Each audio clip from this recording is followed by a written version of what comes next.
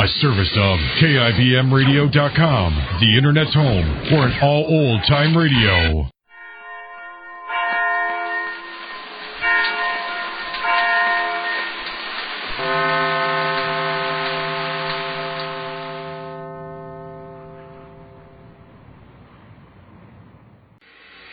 A service of KIBMradio.com, the Internet's home for an all-old-time radio.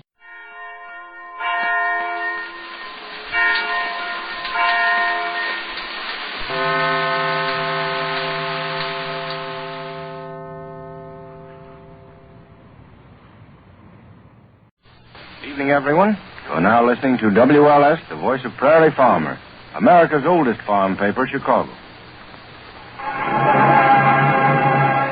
The Johnson Wax Program.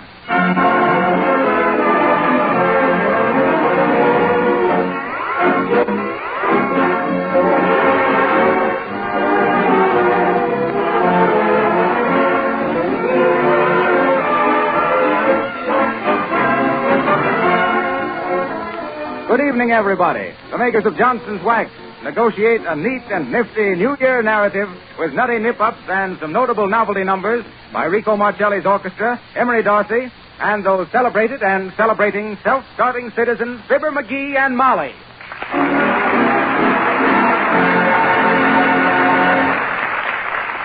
While we're on our way to 79 Wistful Vista, Marcelli and his men issue a syncopated admonition. Old lady, be good. Wrap it up, Rico.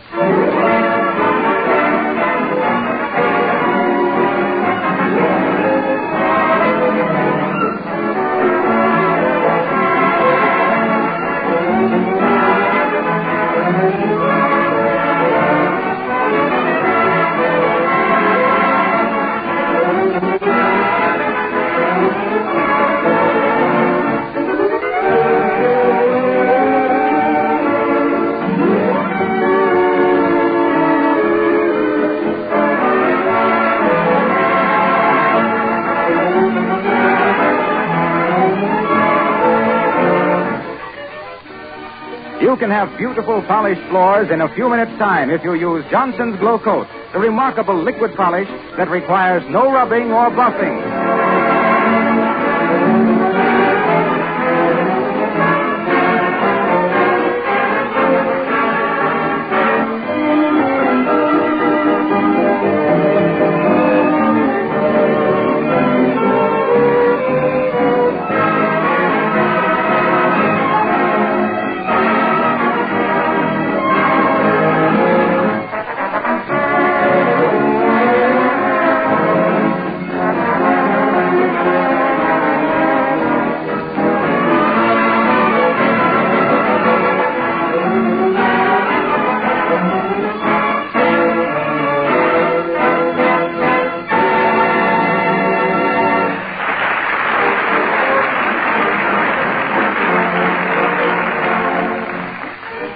Looks as though Fibber and Molly are getting all set for a big evening. Here's Molly in her purple velvet, and Fibber in his tuxedo. Well, in part of his tuxedo. Hey, Molly. Say, if you don't quit bothering me, McGee, New Year's Eve will be over before we get any place. Molly, did you put them little dinguses into the what's-this? Talk sense. Oh, shucks, you know, them studs into my shirt. Did you put them? No, but I will. But I don't know about that stiff shirt, McGee. Huh? When I took it out of the box, 5 moths flew out of it. No, don't worry about them, Molly. We'll be back before they can starve. McGee, what's this newspaper doing on the floor? Huh? Oh, that's the newspaper I had my tuxedo wrapped up in, Molly. My. Look at the headline. Dewey captures Manila. Heavenly days, McGee. Are you going to wear them shoes? Them yellow ones? Huh? What's the matter with them? They're comfortable. I'll have them under the table all evening. Nobody will see them. Oh, yeah? You don't know who'll be under the table before the night's over. You don't wear yellow shoes with a tuxedo, McGee. Who says so? Shucks, I think they look kind of snappy. I got them shined up purpose, too. But you should have patent leather ones, McGee. Patent leather? No, sir. I'm no gigolo. Next thing you want me to carry a rose into my teeth. Oh, hello there, Sil. Come on in. Give me a hand. Yeah, sir. I done check the furnace like you say, boss. She'll be okay till y'all get back. I hope. Well, I hope so, too. Put the studs in McGee's shirt there, silly. What? Stick the studs in the shirt, Sil. Yes, sir. Where is it? In the little box there.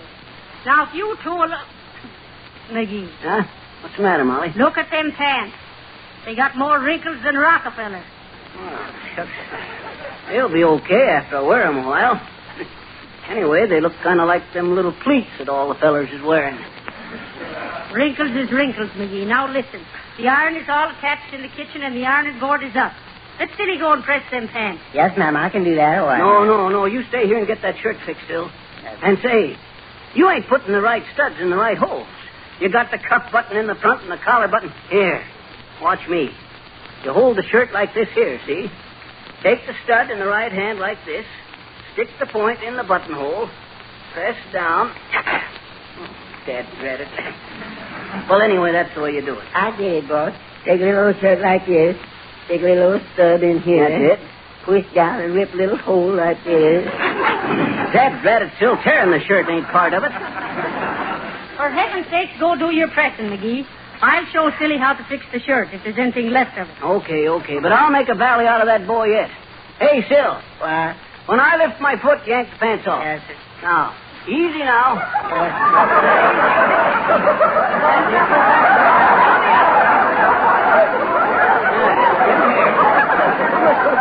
Where y'all get them little old shorts, boss? They show it pretty. My favorite color, look, is red and green. That's right. Yes. I think they're kind of nifty myself. Yes, boy. it is. Is the iron hot, Molly? Well, it should be, McGee. I just got through with it. Okay. Probably cold by now. Ouch! Nope. It's okay. Now, let's see. Left leg first for luck. Oh, don't never worry about the wrinkles in your pants, 'cause anyway, you figure they're better than ants with a hook skinny walla and a high there, babe. Oh, now, who in chunk it? Shucks. I'm coming. We don't want no magazine. Oh, hello there, Geraldine. Oh, excuse me, Mr. McGee. Well. I just ran over to return this book to Mrs. McGee. Well. It's instructions for knitting. You know, knit one, purl two. I told Gerald you need all your whips to do it right, and he says, yes, knit whips. Knit whips. Isn't that just too perfectly fantastic? I mean, isn't it really? Yeah, but Molly... I told Gerald I was going to knit him a sweater, and he said he was just yarning for one. Yarning for one? Isn't that repulsive? I mean, isn't it really? Yes. Oh, Gerald says it's swift as things, Mr. McGee. I mean, he does really. Yeah, but if you don't mind, Geraldine... Oh, you go right on with your pressing, Mr. McGee. I don't mind a bit, really. Yeah. I'm always telling Gerald to try and iron his own trousers, but he says no, he doesn't want to set a precedent. Precedent? Isn't that just too compulsive? I mean, Yeah, is it it is, really? kind But of. don't let me interrupt you, Mr. McGee. I see you pressing your tuxedo trousers. Yeah. I bet you're going out to a brawl. Well. Well, I simply can't get Gerald to go out. Well. He says the party's either too dry and the humor's all wet, or the party's all wet and the humor is too dry. Can you imagine? Yeah. He says the only reason men wear wing collars is so their throats can see what's being poured into them. Gerald says the only way to keep your spirits up is to pour them down. Isn't that simply ghastly? Yeah, but if... Well, I'll just put this book on the table here, Mrs. Oh, McGee. all right. You thank Mrs. McGee for me. Yeah, I'll do that. Now, don't you spill any bacon and eggs on your soup and fish. No. Well, I simply must go now. Well, I'm that's sorry. one time I caught you with your pants on the ironing board. Diddle, diddle, diddle.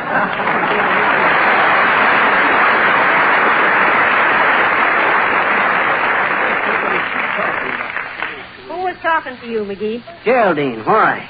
Why? You mean you stood there and talked to a lady in your bare shorts? My bit... why, shucks, Molly, I never thought of that. I need... Oh, sure. You think she noticed? Did she notice? Huh? Well, do you know it's most 10:30, McGee? We'll celebrate no New Year's tonight unless you get a move on. Silly? Yes, ma'am. Did you finish putting the studs in the shirt? Yes, ma'am. Is this right here, ma'am? Let's see. Shucks, that's right, Sil. Hey, look at that shirt. Silly, did you wash your hands after fixing the furnace? I was just going to, ma'am, and you said to put the studs in the old shirt, ma'am. Heavenly days. Look at it. Looks like Exhibit A at the Fingerprint Bureau. Well, it's the only one you got, McGee, and you'll have to wear it. Here. Stick your arms through it. Okay. You finished pressing the pants, Sil. Yes, sir. There you are, McGee. Here's your collar. That collar? Oh, shucks, Molly. I'm going to wear a soft collar. You do nothing of the kind. It ain't done, McGee. Oh, now, don't give me that stuff, Molly. I know what's did. Why, when I was in Baltimore, that's before I was married, you know what they called me? Is it fit for a lady's ear? Yes, sir. Broadcloth McGee, they called me in them days. Broadcloth McGee, the big shot Beau Brummel of the Baltimore Bachelors. Oh, my. Why, shucks, I mind Hold still, Bro Bummel. Had it, Molly. That's too tight. I can't even breathe. Oh, there goes the button. Pick it up, McGee. Okay. You would have to roll away under the stove. For heaven's sake. There you went and ripped the shirt some more. Now look at it. Ripped in 3 places. The buttonhole tore. Still his fingerprints all over it and the collar button lost. Well, thank heavens the pants are all right, at least. No, ma'am. What's that, Tilly? I said no, ma'am. That flat iron burned a little old hole right through him.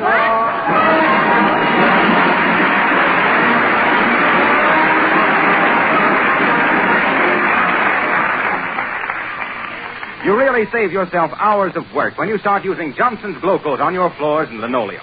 In the first place, this remarkable liquid polish is easily applied with a soft cloth or the long-handled Glow Coat applier. You don't have to do any rubbing or buffing, for Glow Coat shines as it dries without help from you. Once your linoleum is protected with a gleaming polish, you can keep it clean with a dry floor duster instead of a scrub brush.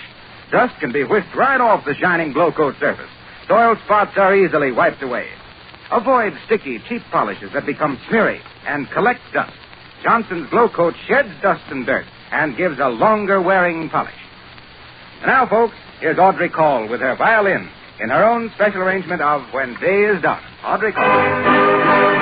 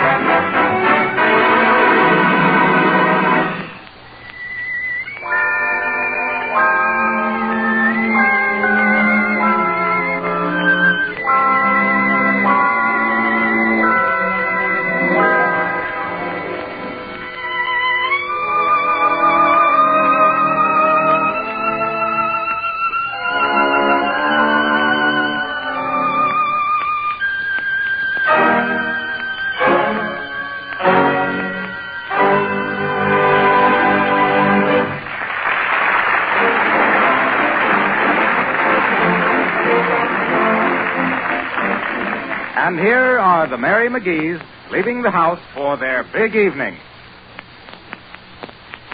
McGee, did you lock the door good? Yep. Say, lift your coattail till I see if the cat shows. Oh, what's the use? You can't see it without me lifting the tail of the coat. Who's going to go around lifting up my coattail all night? Oh. Well, hurry up and get in the car, McGee. Okay. It's close to 11 o'clock now. Where are you going, Sylvia? Home, please, ma'am. Oh, no, you don't, Sil. You got to chauffeur us. Come on. Get her started whilst we get these here paper hats on. How does this look, Molly? Terrific, McGee. Where's mine? Here you are. Heavenly days will freeze in them, McGee. But who cares? Yeah, who cares? Happy New Year! Happy New Year, silly!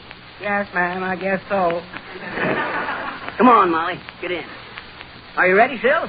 Yes, sir. Okay. To the Wistful Vista nightclub, boy. And don't spare the horses. What horse? Oh, skip it. Whip it? Skip it. Get going, silly. Yes, sir, here go.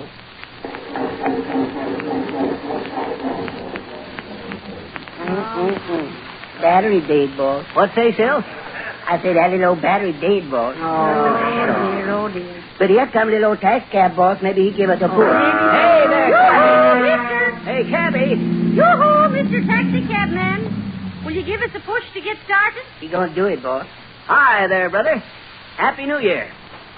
Will you give us a push with the taxi cab? Sure, but this is a waxicab, a Johnson's waxicab. And you can place this in those paper hats, friends. Protect that car finish of yours from snow, sleet, and cold weather with a hard coat of Johnson's Auto Wax. Why, it's so easy to apply you can do the job yourself. Or you can have it done at your garage or waxing station. Now, don't forget, Johnson's Auto Cleaner and Johnson's Auto Wax. What are you doing running that taxi cab, Harpo?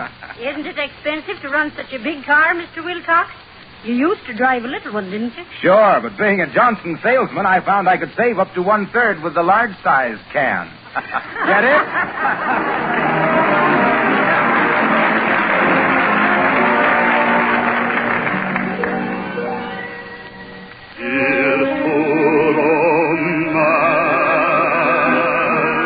For you and me, my dear, here's to romance. Long may it linger here. Here's to your joy, your eyes that shine. Here's to your lips divine. Long may they cling to mine. I give a toast to every star above. Here's to this night, to all we're dreaming of. I drink to you, and to the birth of love. Here's to romance. Here's to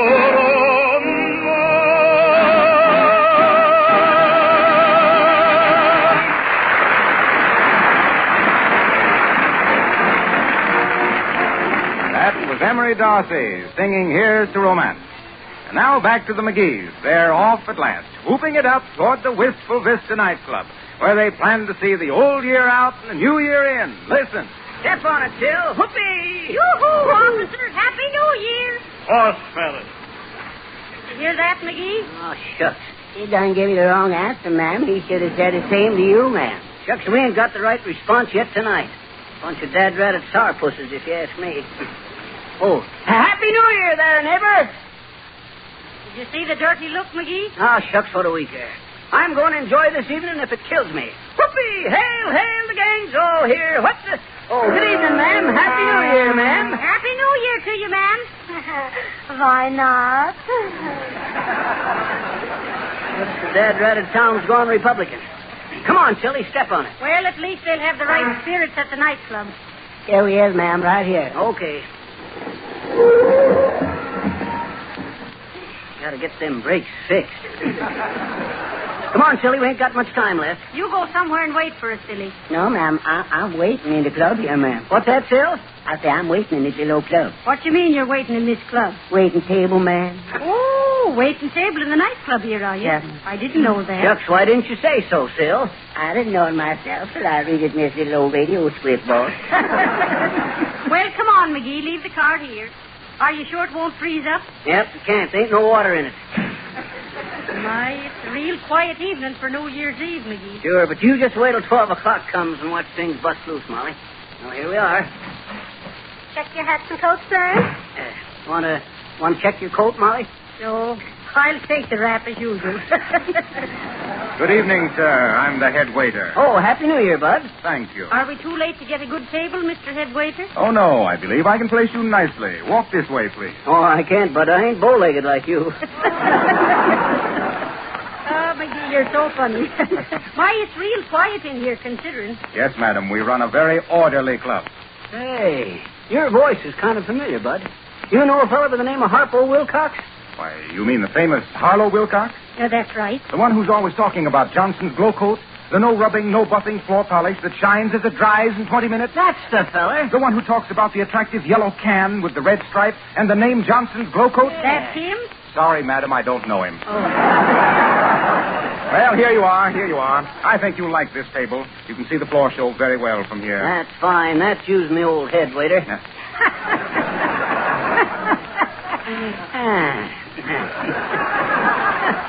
Ain't funny, McGee. Not even the Johnson salesman laughed at that. Say, where is everybody? Everybody, sir. That's what I says. You ain't got much time left to fill up the place. Oh, there will be latecomers all evening, sir. Oh. Do you wish to retain the paper hat, madam and sir? Well, shucks, why not, Bud? What's the celebration without getting dressed up first? Send the waiter over here, will you? Certainly, right away. Waiter, table number 12. Let me take that horn, McGee. Okay. I'll wake this bunch up. Whoopee! Happy New Year! Look at them, McGee. Just a bunch of dead pans. They'll liven up, Molly. I always says... Call for the waiter, boss. Oh, hello there, Sil. You wait table here often? Yes, sir. How much you get? McGee, it's none of your business. Oh. You got some good champagne, Sil? Yes, sir. 20-year-old, boss. Oh, no, sir. None of that. We get fresh stuff or we don't order. Yeah, but boss, here's your chance. Never mind the salesmanship, Sil. Don't pull that on me. Shucks. When it comes to wines, I knows my apple. Just a wine sap. Yes, sir. That's so. Well, Sil, bring us some fresh champagne and a hamburger apiece. Not for me, McGee. I'll have well, let's see now. What'll I have? You're looking at the wrong side, Molly. The prices is over there. Quiet, McGee. Silly. Yes, ma'am. Bring me a bowl of consomme. Yes, The head of a lettuce and Thousand Islands. French fried potatoes and celery and radishes and olives. A filet mignon and a nice steak. What you going to have, McGee? looks like he's going to have a fit, ma'am. You sure you want all that stuff, Molly? Why, sure, I'm sure. We're celebrating New Year's Eve, ain't we? Okay. Give me one membership into a club sandwich, sir. Club sandwich, yes, sir. That all, boss? Yes, I ain't as hungry as I was. I wish the orchestra'd play. I'd like to dance. Me too, Molly. Shucks, I used to be quite a dancer in my day. Used to run a dancing school over in Lorraine, Ohio. Had classes in tap, acrobatic, ballet, soft shoe, and the old-fashioned waltz. Shucks, some of them fat old gals learning ballet give me quite a laugh. Ballet laughs, I suppose.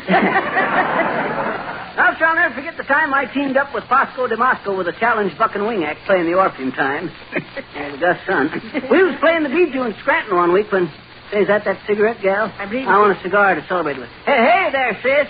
You wish for something, sir? Yeah, I want a mild panatella. Hey, aren't you the girl that was in the check room? Yeah, I am. A double check room gal and cigarette gal. Checks ought to make you wait on table and sing with the orchestra, too. Well, maybe you think I couldn't do it. I used to be in vaudeville. Is that so? Well, no, isn't that nice? I wonder if you ever met up with my act, sis. I had me a monkey act then. What do you mean then? McGee's Marvelous Mongolian Monkeys they was billed as, sis.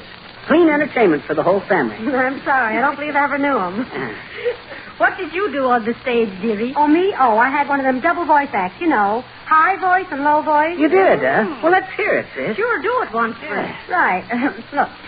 I can use my high voice like this to tell you all about my check room service and these cigars and cigarettes, see? Or... I can use this voice to tell you about Johnson's Glow Coat. If the pattern in your kitchen linoleum looks faded and dull, yet you feel you can't afford a new floor covering, you'll be glad to know that Johnson's Glow Coat will make that linoleum shine like new in a few minutes' time. Why, just spread a little of this remarkable liquid polish lightly over the floor, let it dry for 20 minutes, and see the transformation. A shining polish, easy to keep clean. Your best guarantee of satisfaction is the fact that Glow Coat is a product of the famous Johnson's Wax Laboratories. And then I can go back to this voice to tell you that you can save up to 1/3 by buying Glow Coat in the large size can, see? Simple, isn't it? My, it was wonderful. It's great stuff, sis. Oh, I'd have swore I'd heard that second voice someplace before. Probably while you were monkeying around in vaudeville. Well? I'll be seeing you later, I hope. You know, Molly, I still think there was something funny about that. Oh, forget it, McGee. What time is it? Oh, it's just exactly 11 minutes to 12, Molly. Watch these folks bust loose when the bells start ringing. Oh, look, McGee, the band's going to play. What does the sign say? It says Rico Marcelli and his top hat tornadoes playing I Found a Dream.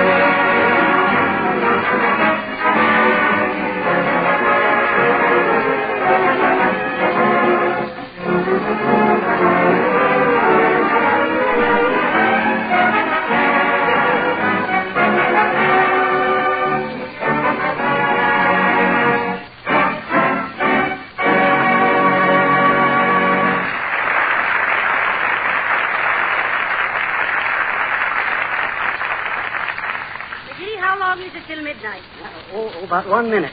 Oh, and here's Sil with the grub. File them anywhere, Sil. Yeah, put plum sandwich here, boss. Get a median over there. Coffee, cream, you got butter.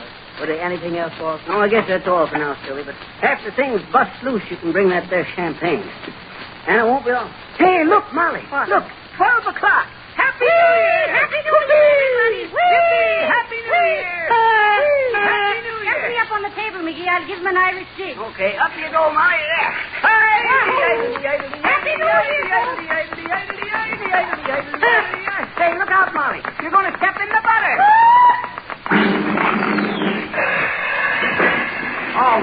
All right. What's going on here? What are you people doing? Help me up, McGee. Okay, Molly. Happy New Year, Mr. Headwaiter. Happy New Oh, Year. look so sour, Bud. Happy New Year. Listen here, I'm sorry, but you'll have to leave. We can't have this disturbance in a respectable nightclub. Where's your New Year's spirit, you Lugan? Well, what's the matter with everybody here, Bud? Don't New Year's mean nothing to them? It will when it gets here. What do you mean when it gets here? It's 12 o'clock, ain't it? Yeah, but you're a day early. What? Yes, this is Monday night. New Year's Eve is tomorrow night. Now get out of here. All right.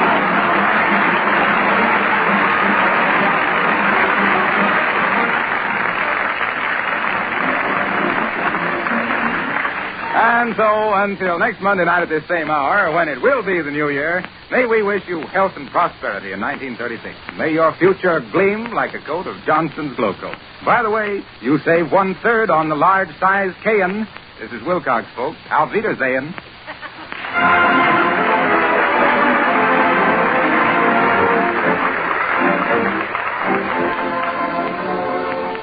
Just one last word of reminder that Rico Marcelli's songwriting contest ends at midnight on Wednesday, January 1st.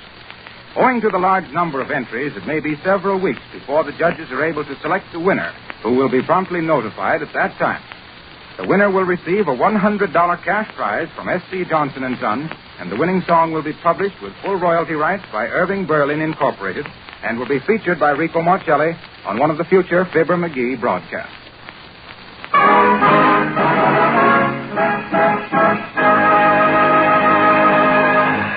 This is the National Broadcasting. J-E-L-L-O. The Jell-O program starring Jack Benny with Mary Livingston, Phil Harris, Kenny Baker, and yours truly, Don Wilson. The orchestra opens the program with No Wonder.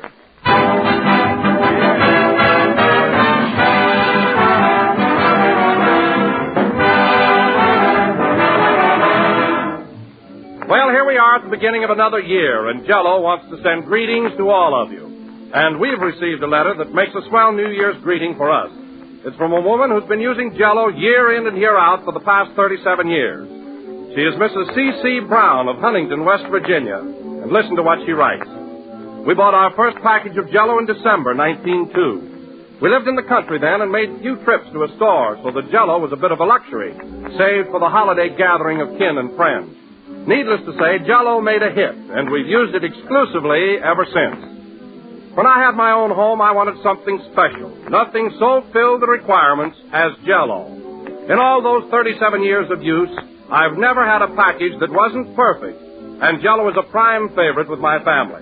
Well, thank you, Mrs. Brown. That's a grand letter to start us off on 1939, and to the rest of you, we'd like to say, if you want to give your family their prime favorite dessert, if you want to enjoy that delicious, extra-rich fruit flavor, look for the big red letters on the box.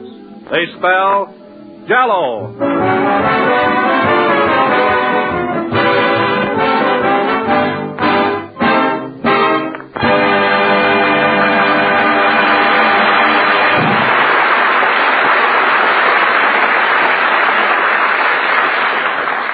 And now, ladies and gentlemen, this being the first day of the new year, it behooves me to introduce the star of this program in a manner befitting his dignity and position. Well. He is a man whose illustrious character and many fine qualities have my sincere admiration. Oh, Don, please. A man whose lovable nature and unselfish devotion to others... Say, Jack. Quiet, Mary. I want to hear this. Go ahead, Don. Whose unselfish devotion to others has endeared him to the hearts of his public. How true. So I bring you none other than that sparkling, scintillating, outstanding personality... That's not me. I'll kill myself. Jack Benny.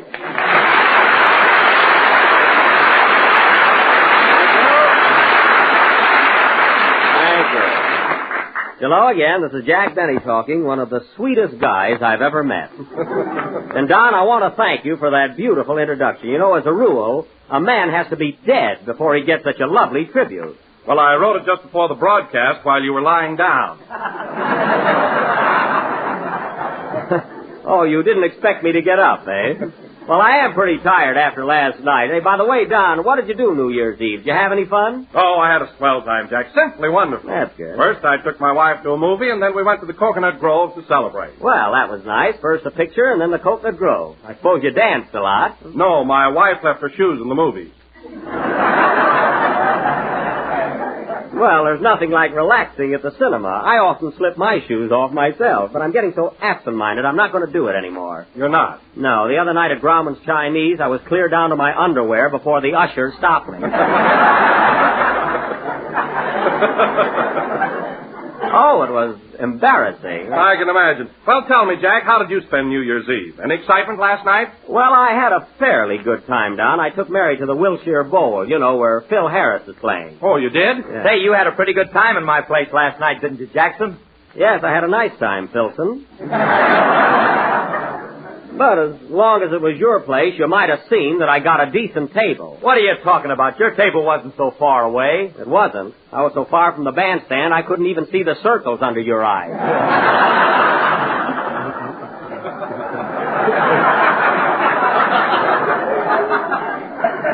It's a fine table. Oh, you're exaggerating, Jack. There were a lot of people sitting behind you. Listen, Phil, the only people sitting behind me were from Pasadena, and they were home at the time.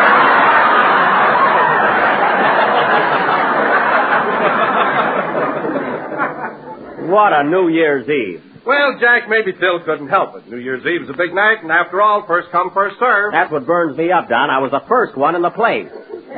When I got there so early, the manager asked me to help blow up the balloon.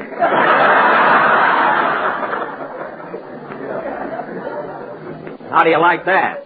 Well, you got paid for it, didn't you? That's not the point. Now, let me tell you another thing, Phil. I don't mind my table being far away, but the next time you seat me behind a post, please see that there's a knothole in it. Behind a post? What are you talking about? Oh, never mind. Hello, Jack. Happy New Year. Happy New Year. I was just telling Phil about the fine table he gave us last night. Imagine seating us behind a post. It burns me up. You're crazy, Jack. We weren't behind a post. We weren't? No, that was a piece of confetti on your glasses.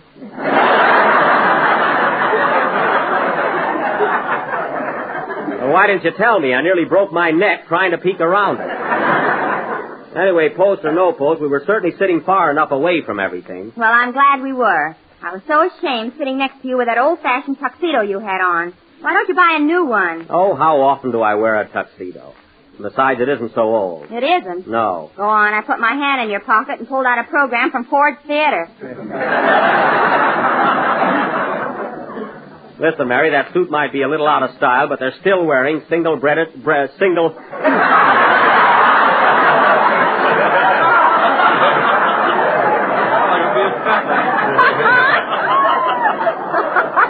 Now, listen, Mary. That suit might be a little out of style, but they're still wearing single-breasted tuxedos.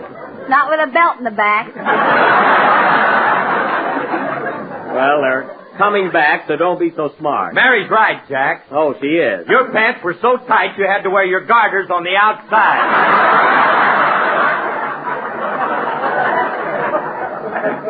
Listen, Maestro, one more crack out of you, and you'll be leading the organ on the Lum and Abner program.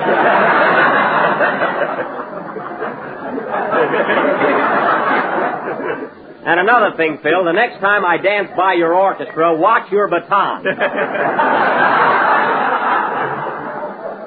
Remember that. Okay, buddy. Buddy, yes. Incidentally, fellas, this being the new year, I was going to give you all a raise in salary, but the way you've been acting today, I'm not going to do it. I'd be satisfied just to get my regular salary on time. Now, wait a minute, Phil. Don't give me that. I put your check in the mail every Monday morning. Well, from now on, don't pin it on a postcard. I don't want people to know what I'm making.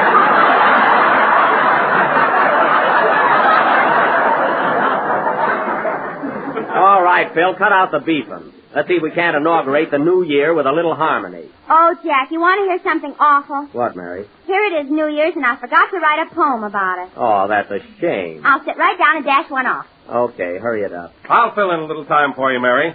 Ladies and gentlemen, while Miss Livingston is struggling with her latest brainchild, let me remind you that one of the best ways to start out the new year is to have Jell-O for dessert. Darn this pen. It is tempting, delicious, easy to make, and comes in 6 delicious flavors. Hey, Jack, how do you spell knowledge? With an N or a K? With a K. Strawberry, raspberry, cherry. With a capital K?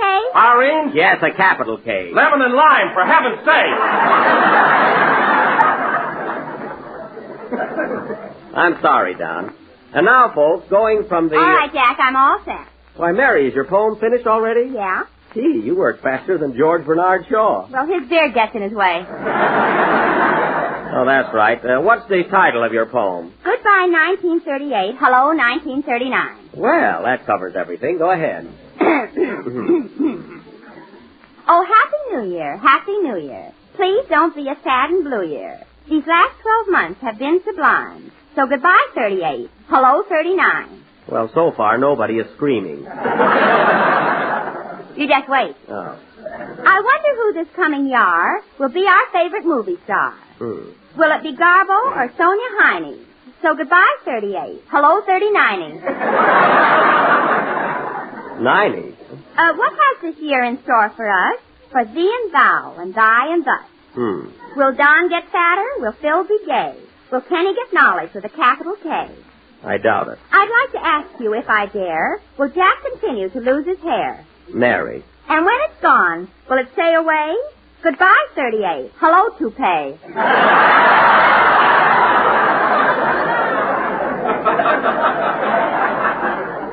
Mary, get to the last verse, will you? It's coming up now. That's good. Oh, Happy New Year, Happy New Year. Please don't be a sad and blue year. We will give you one more chance. So goodbye, Broadway. Hello, France. Well.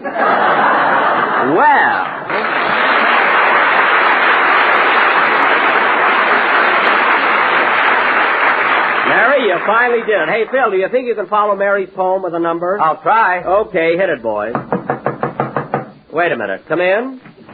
Mr. Benny? Yes? Oh, Happy New Year, Happy New Year. To the greatest man I know. And I bring you fondest greetings. There's a wagon. I must go.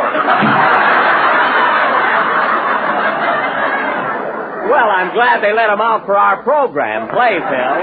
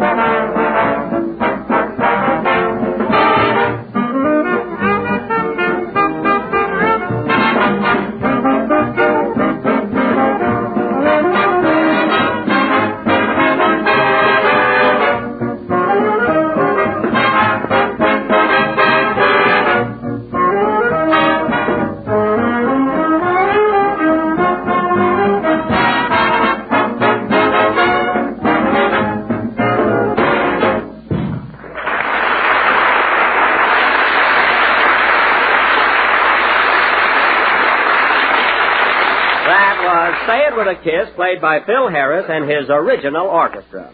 And now, ladies and gentlemen... Original? Yeah. Wait a minute, Jack. This isn't the band I started out with. I don't mean that, Phil. I mean when they look at their music, they still play something original. And speaking of the band, Phil, you'd think that they could start out the new year by dressing a little better. Where'd they get those awful-looking neckties? Aren't they atrocious? They certainly are. Where'd they get them? I gave them to them for Christmas. Oh. And saying that reminds me, Phil, that was some Christmas present you sent me. You must have been under the weather when you bought it. Oh, no, I wasn't. I was sober as a judge when I bought your gift. You were not. I was, too. Then let me ask you something. What use have I got for a porthole?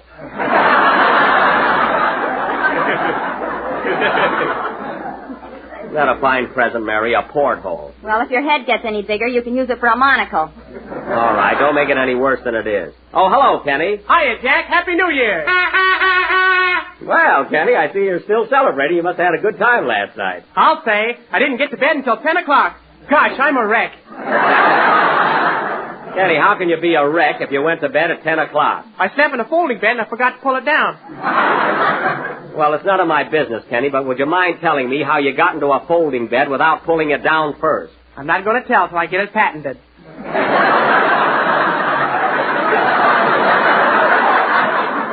Oh, that's right. Guard your secret carefully. And stop blowing that horn. Well, I'm practicing for the Rose Bowl game at Pasadena tomorrow. Say, are you going, Jack? I certainly am. I wouldn't miss it for anything. Hey, Mary, I got a couple of good seats. You want to go with me? No. I went with you last year, and you were the only one in the stand wearing a raccoon coat and a beanie. Well? And the way you were waving that pennant around, I was so embarrassed. Well, what's wrong with waving a pennant? Yours said Waukegan High School on it. All right, you don't have to go with me. I'll take somebody else. You want to go with me, Kenny? Sure, but I'll have to bring my girl along. Well, I don't see how, Kenny. I've only got 2 seats. Well, I'll invite her anyway. Maybe we can lose her in the crowd.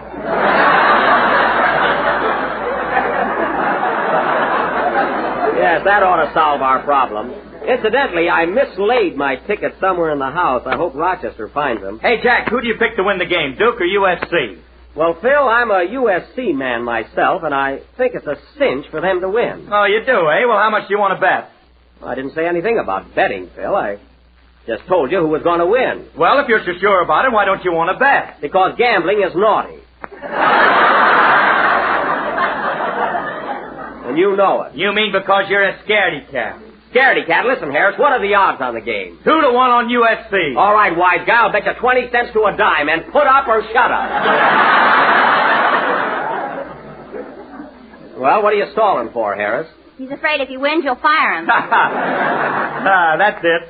I thought you'd welch on it. 20 cents to a dime. Make that $100 to 50 and you got a bet. Don't try to show off, Phil. You had your chance. Now, let's drop it. You know, I don't think Jack wanted to bet at all. Sing. Kenny, your job on this program is to sing. Well, I can have a hobby, can't I?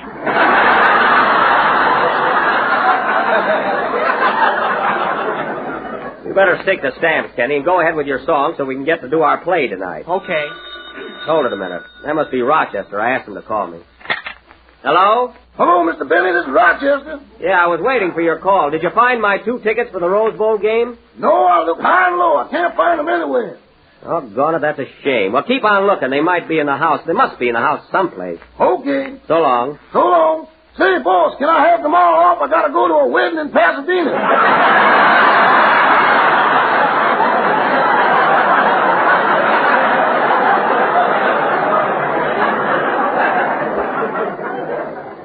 A wedding in Pasadena. Tell me, Rochester, who's getting married? What was that, boss? I said, who's getting married in Pasadena tomorrow? Oh, aunt of mine. An aunt of yours, eh? Who's she marrying? Some fellow that's going to be my uncle. I see. Now, at what time does this wedding take place? They kick off by 1:30. What's that? What did you say? Nothing. Keep quiet, operator. Rochester, there was no operator on the line. Now, you found those Rose Bowl tickets, didn't you? Well, You found those tickets, didn't you? Am I under oath? Answer me. Did you or did you not find those tickets? Sing, Kenny. Listen, Rochester, when I get home tonight, I want to find those 2 tickets on the dresser in my bedroom. Okay, boss. Happy New Year. Go ahead and sing, Kenny. That Rochester. The only way I can keep things in my house is to nail him down.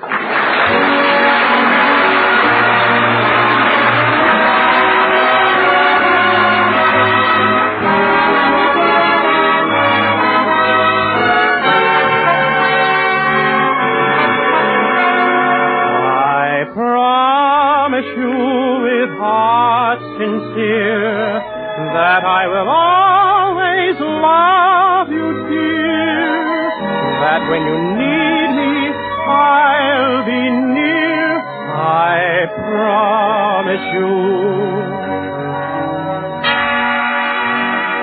My love for you is as great as a love can be,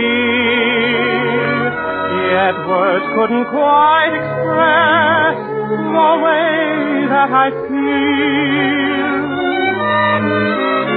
And as we stand at the doorway of days to be, I faithfully take an oath on all that concerns us all. I promise you with heart sincere that I will always love you, dear, that when you need me, I'll be near, I promise you. I promise you I'll build a shrine where we can keep our love divine until the very end of time, I promise you. With every dawn that I awaken, I know my chances will increase to keep the vow I've taken, to see that your joys never cease.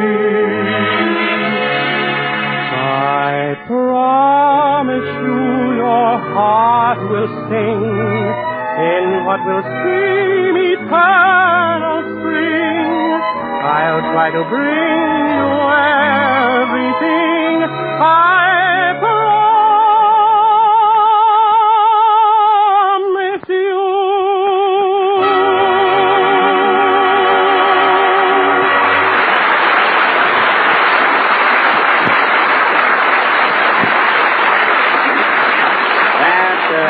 That was I Promise You, sung by Kenny Baker. And, Kenny, that was very good for a fellow who stayed up until 10 o'clock. Your voice hardly showed it. Oh, I'll put myself together in a couple days. I hope so. And, Kenny, if you got to bed at 10 o'clock last night, how'd you get those awful circles under your eyes? I painted them on. Ain't I nuts? You sure are. And now, ladies and gentlemen, for our feature attraction this evening... I was going to paint wrinkles on my forehead, but my mother wouldn't let me. Well, she was right. And now, ladies and gentlemen... If I was Kenny's mother, I'd trade him in for an Airedale. Now, Mary, Kenny's mother wouldn't do that. And now, folks... We've got an Airedale. All right. If you two will quiet down, I'd like to get on with our play. And now, folks... You know something, Kenny? I never met your mother. Oh, you didn't? Phil, for heaven's sake, who cares? Now, let's get on with the play. Everybody's butting in here but Don. Well, I met Mrs. Baker. Oh. Well, I'm very happy to know it. And now, folks, going from Mrs. Baker to our feature attraction of the evening, this being the first day of the new year, tonight we are going to present an original play, a sort of a New Year's fantasy, entitled The New Tenant, or Goodbye 38, Hello 39. Now, You stole that from my poem. Mary, that was just a coincidence, believe me.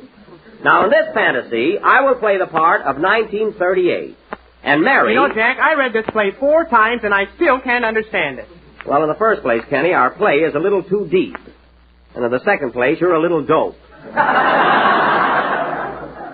Now, I will be 1938, and Mary will be Mrs. 1938, my loving, loyal wife. And we have 12 children. What are you laughing at? I don't know. It's censored.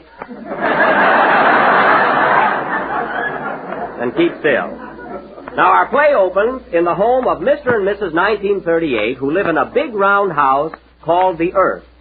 It is almost midnight on December 31st, and their lease is about to expire.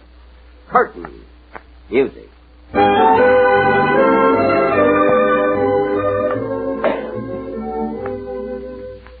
Oh, Mariah. What do you want, Pa? Better hurry up with that packing. The landlord said we got to get out by midnight to make room for the new tenant. The new tenant? Who is he? Oh, some little nudist by the name of 39. He don't know what he's getting into, does he, Ma? Nope. This house sure has been a mess, ain't it? You said it.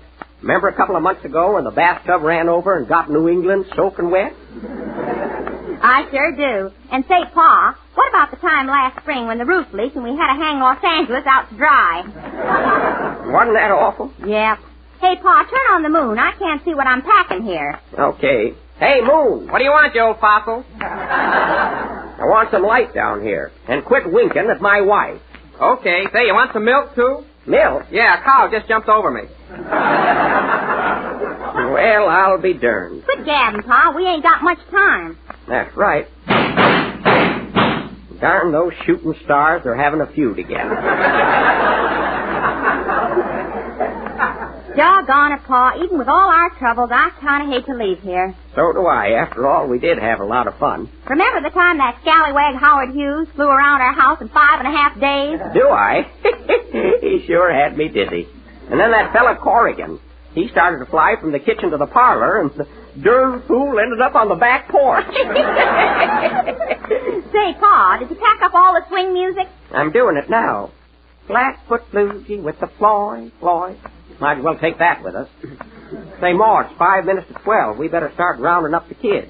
Where are they? Well, January, February, and March, they're outside playing on a cloud. Oh, where's April? He's taking a shower. Oh, he's always doing that. The rest of them are around here someplace. Well, tell them to stick close. We're going to leave in just a few minutes. I wonder who that can be. I'll go over and see. This is a tasket. Boy, am I sick of that. Well, look who's here. Who is it, Pa? It's old man Mars from across the Milky Way. Hiya, Mars. Hiya, neighbor. Heard you were leaving tonight, so thought I'd drop over and say goodbye. Well, that was mighty sweet of you.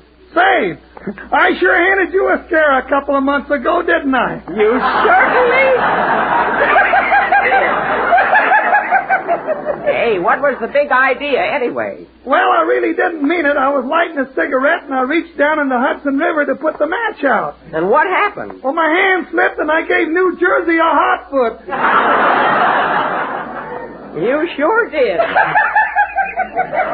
Say, Marge, you'll have to excuse me now. It's almost midnight, and I got to be getting out of here. So long. So long. Oh, say, I got my rocket ship outside. Can I give you a lift anywhere? No, thanks. We'll be all right.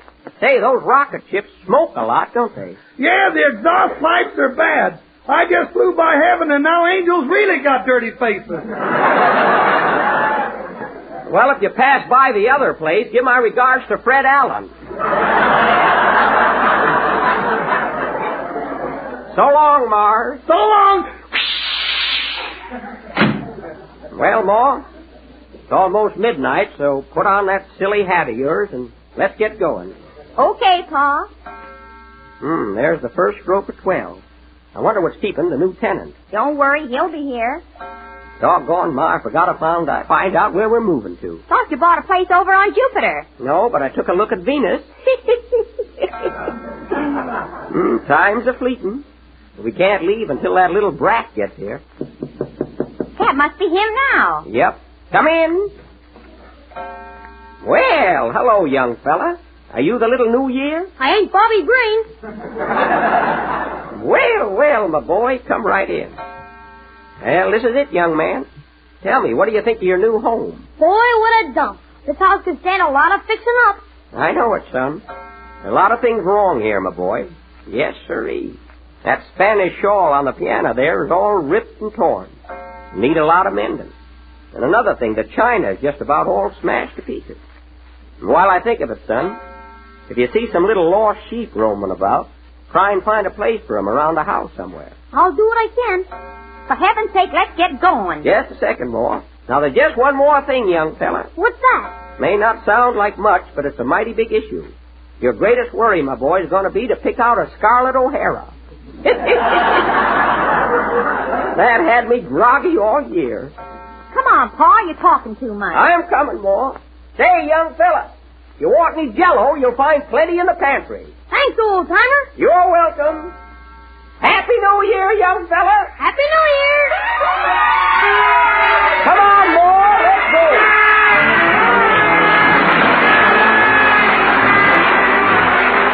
Here's a swell new dessert for the holiday season. It's one the whole family will enjoy, and it's easy to prepare. It's Jell-O butterscotch pudding. And until you've tried it, you don't know just how delicious a pudding dessert can be. Creamy smooth, rich and tasty, with that real old-fashioned butterscotch flavor that will bring the family back for more. Then try the new Jell-O vanilla pudding. Tempting, delicate, and full flavored. And the Jell-O chocolate pudding, smooth and chocolatey, the kind that Mother used to make, but far quicker and easier. For all three Jell-O puddings take next to no time to prepare. There's only a few minutes cooking required. You'll find the simple directions on every package. And these new puddings will be a real surprise to you, for they're just as good as your own. Made with the same fine, wholesome ingredients, with a taste and texture you'll say is perfect. The best way to buy is to get 3 packages at a time. So ask your grocer for Jell-O butterscotch, vanilla, and a chocolate pudding. The real homemade kind. This is the last number of the 14th program in the new Jell-O series. And we will be with you again next Sunday night at the same time. Are you listening, Tommy? And now, ladies and gentlemen, I would like to announce that in response to many, many requests, and owing to a renewed and timely interest, we are going to present our version of Walt Disney's famous picture, Snow White and the Seven Dwarfs, next Sunday night. So if you missed it the first time, folks, be sure and tune in. And if you heard it, tune in anyway, as we're going to have a brand new Prince Charming. Guess who, folks? Oh, Andy, you gave it away. Good night, folks.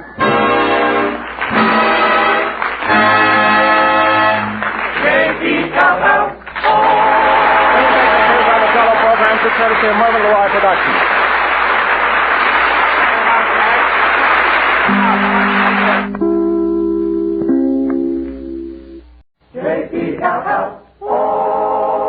The Jell-O program, starring Jack Benny, with Mary Livingston, Phil Harris, Dennis Day, and yours truly, Don Wilson.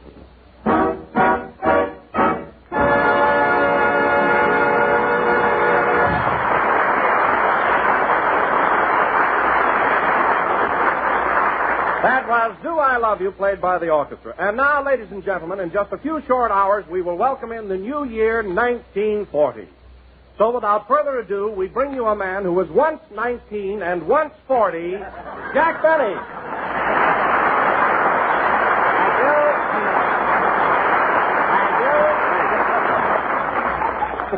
Jell-O again. This is Jack Benny, who is rapidly closing in on Social Security talking. And, Don, you can go right ahead and kid about my age, because I'm not the least bit sensitive. Remember that famous saying, Don, a man is just as old as he feels. How do you feel, Jack? Ooh, Johnny. But I'm only joking, Don. I'm one guy who welcomes every new year. It brings new life, new hope, new calendars.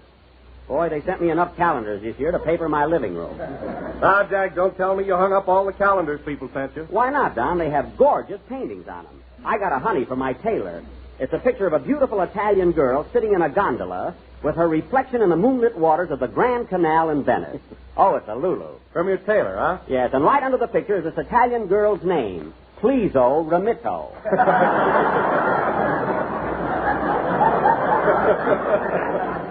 That's the most artistic hint I ever got. Huh? You think it'll work? I doubt it. When they get subtle with me, I burn up. And say, Don, I got the cutest calendar from that little restaurant down the street where I eat once in a while. Oh, you mean Ginsberg's Hanging Gardens? That's it. Well, their calendar has a picture of the restaurant, and right under it is their new slogan, Ginsberg's Grill, where the matzo ball meets the soup. Isn't that original? It certainly is. Hey, Jackson, did you get one of those calendars from the Wilshire Bowl? No, Phil, I didn't. You didn't get one with my picture on it? Your picture on it? Why, certainly, yeah, the one where I'm standing with a baton in my hand, leading a 75-piece Philharmonic Orchestra. No, what's the title of it? It Can't Happen Here.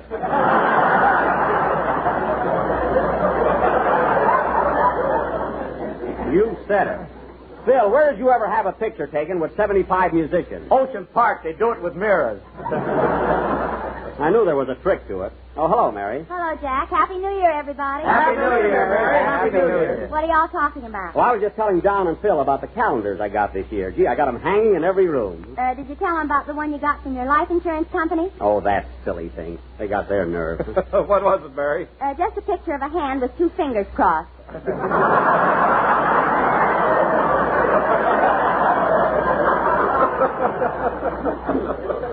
Hey, they aren't so worried.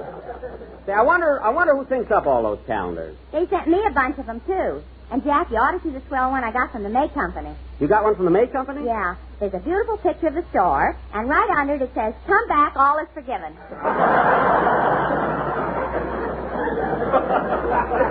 Well, it's nice to know there's a job waiting for you just in case you get fresh tonight. Well, I ought to get fresh after that Christmas present you sent me. A fine gift, a saucer. Now, wait a minute, Mary. It might not look like much, but that saucer I gave you happens to be real pewter. It certainly does.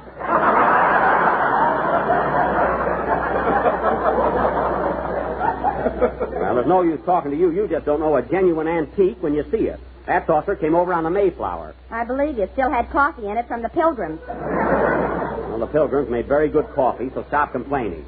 Did you have a nice Christmas, Don? Oh, yes, I did very well. In fact, I got some of the most beautiful presents I've ever seen. You did? What'd you get, Don? Well, I got some gold cufflinks, a moving picture camera, a camel's hair overcoat, a golf ball, and a diamond wristwatch. Well. Thanks for the golf ball, Jack.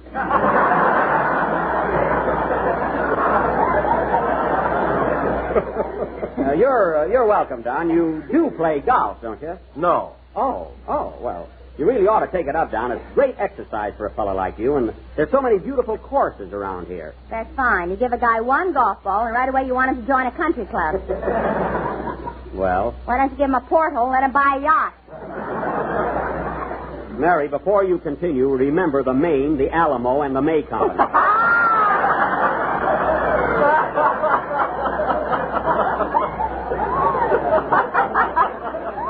Anyway, Don, I'm sure glad Santa Claus is so nice to you. Oh, yes, I'll never forget this Christmas. I, too, had a joyous Yuletide. Did you, Jazzbo? What did Santa have in his bag for you? Well, besides that golf ball, thanks. You're welcome. Besides that, I got some neckties, a gold keychain, and a lovely cashier's sweater. A what? A cashier's sweater. You know, that soft, woolly stuff? That's cashmere. Isn't that awful? Cashier's sweater. Well, so much for the presents. And now, Dennis, we're ready for a song. How about it? Huh? Oh, no dialogue, eh? Oh, I'm sorry. Oh, I'm sorry, Dennis. Hey, really, I am sorry. You should have a little something to do here. Tell me, did you have a nice Christmas? Yes, well. That's good.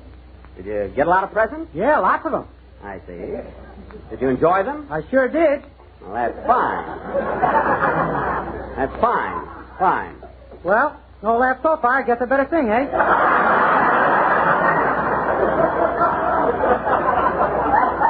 That's a good idea. Go ahead, Dennis. Hold it a minute. Come in. Mr. Benny? Yes? Did you get that calendar I sent you of Lady Godiva on a horse? Yes, I did. That was me with my hair down. Goodbye.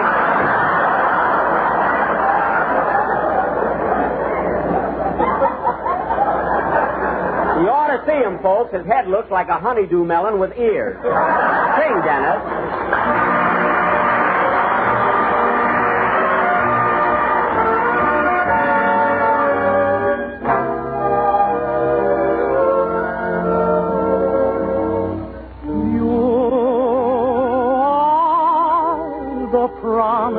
It's a springtime that makes the lonely winter seem long.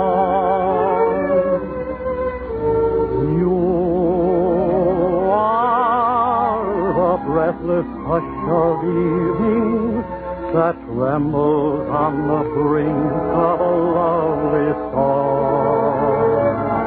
You are the angel glow that lights up star.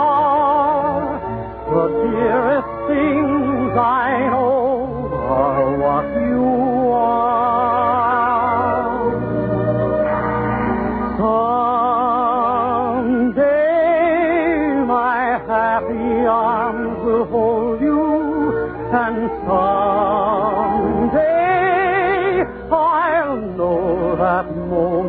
divine when all the things you are mine.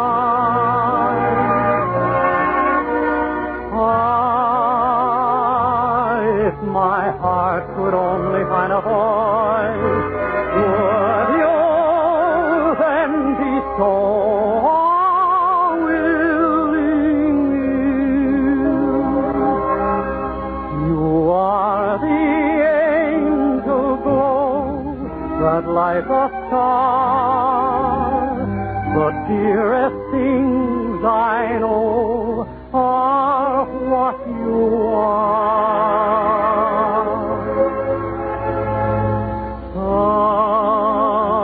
Someday my happy arms will hold you, and someday I'll know that moment divine when all the things you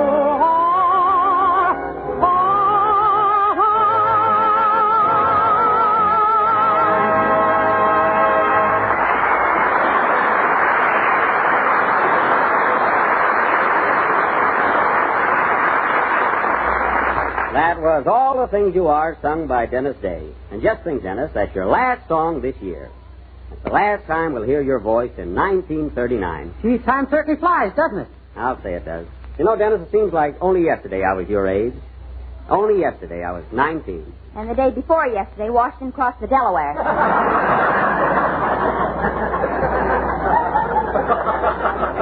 Mary, I'm talking to Dennis. Wouldn't hurt if we had a little bit of sentiment this evening. As I was saying, Dennis, 1939 is soon coming to an end. In just a few more hours, the old year will pass right out. And I won't be far behind.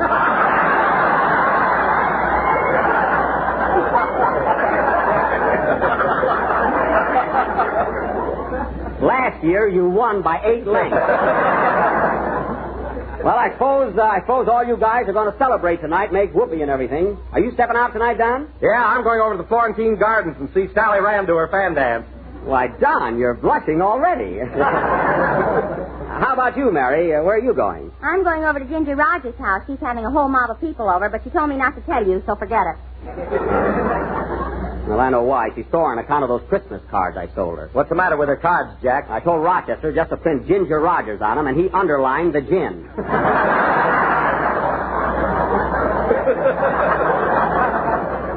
He has to get so fancy, you know. Well, Jack, I see you've got your tuxedo on. What are you going to do tonight? Me? Oh, I've got a date down with my girlfriend. And we're stepping out, high, wide, and handsome. I'll bet. Well, we are.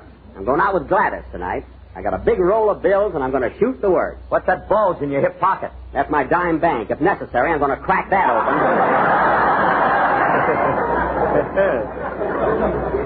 Gladys and I are going to town. Well, Jack, as long as you've got a heavy date, you ought to have another tuxedo. That one looks awful with those moth holes on the shoulders. Oh, it's New Year's Eve, and they throw a little confetti on me. Who'll see him? Gladys won't mind. Oh, boy, am I going to have fun tonight. You are, Dennis? Yeah, I'm taking my girl to a midnight show. Wow! Well, what's so thrilling about that? We aren't going to watch the picture. Oh, yes. Those were the days. Well, anyway, fellas, I'm going to have to leave early tonight, so before I go... Hey, Jackson, who is this Dame Gladys? Is she in the movies? No, but she could be. She tested for the part of Scarlett O'Hara in Gone with the Wind. Who didn't? You didn't. Take that back, Todd. Or I'll talk with you. Sorry, ma'am. May I offer my humble apologies? Francis, come here. There's a weevil in my jeweler. All right, Phil. We've gone far enough. No, we haven't, Colonel. Ladies and gentlemen, next time you're in the mood for a little old tempting dessert, why don't you run down to that little old grocery store and ask him for a little old package of Jell-O? It comes in 6 little old flavors: strawberry, raspberry, cherry, orange, lemon, and little old lime. Sure enough. That's very good, Colonel Wilson. Powerful good. Hey, Mr. Benny, what's the big idea? It's payday, and we're all going to get Confederate money.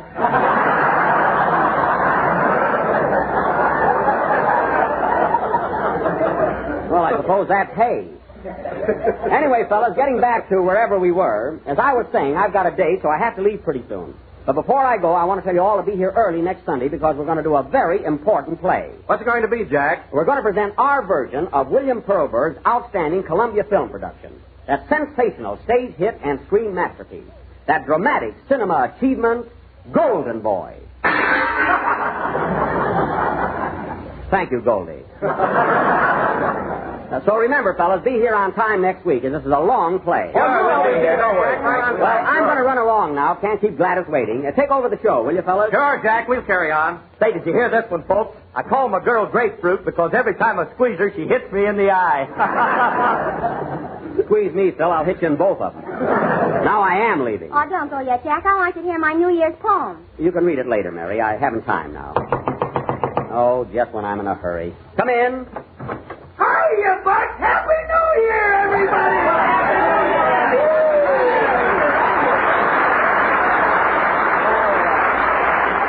Andy, if you'd have been a second later, you'd have missed me. I was just leaving. I'm going to have a big night tonight. Me too, Buck. I'm taking Ma and Pa over to Wilshire Bowl. Oh, over to Phil's place, eh? So you're selling a little dough on the old folks. Oh, it won't cost me nothing. Pa writes all of Phil's material.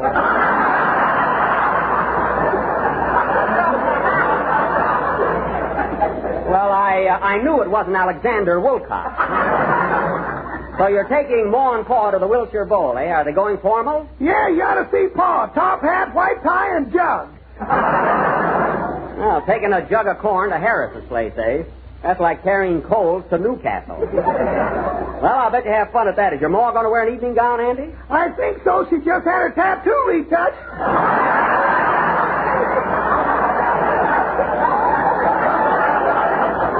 Oh, yes. That anchor on her arm was starting to fade. Come to think of it. Well, I got to run along now, Buck. Happy New Year, everybody! Wait a minute, Andy. I'm leaving right away. I'll walk downstairs with you. See who it is, will you, Mary? I got it. Hello? Yes, he's here. Oh, Jack, it's for you. It's Gladys. Gladys? Give me that phone. You better run along, Andy. See you later. Okay, Buck. Hello, Gladys. Yeah, this is Speedy. I'm coming right over. What? You can't go? But Gladys, I got my tuxedo on. Yeah, I got reservations and everything. Gee. Tell her about your dime bank. Quiet. Now, look, Gladys. Of course I believe you, but, gee, it's New Year's Eve. You gotta go. Oh, gee whiz, Gladys. Won't you change your mind? Of course I will. Thanks. Mary, stay out of it. Now, look, Gladys, isn't there some way you can make it? But, honey, I got 2 tickets for dinner. I'll be so stuffed I can't walk.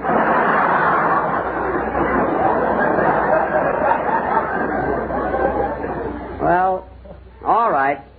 All right, so long then. See you next week, Gladys. Goodbye. Fine thing. Well, what are you all staring at? Gladys had a very good excuse. And she's nuts about me, too. Well, she is. Well, don't take it so hard, Jackson. Come on out with me tonight. I'll get you a date. No, thanks. I don't feel like going anyplace. Oh, come on with us, Jack. We'll have a lot of fun. No, Don, thanks just the same. I'm going to drop over at Ginsburg's, have a cup of coffee, and then go home. Well, look after the show, Don. Happy New Year, everybody. Happy New Year, Jack. So long. Gee, I wish Jack had waited and gone along with us. Yeah, no fun being alone on New Year's Eve. I'll say it isn't. Pardon me, fellas, I forgot my cane.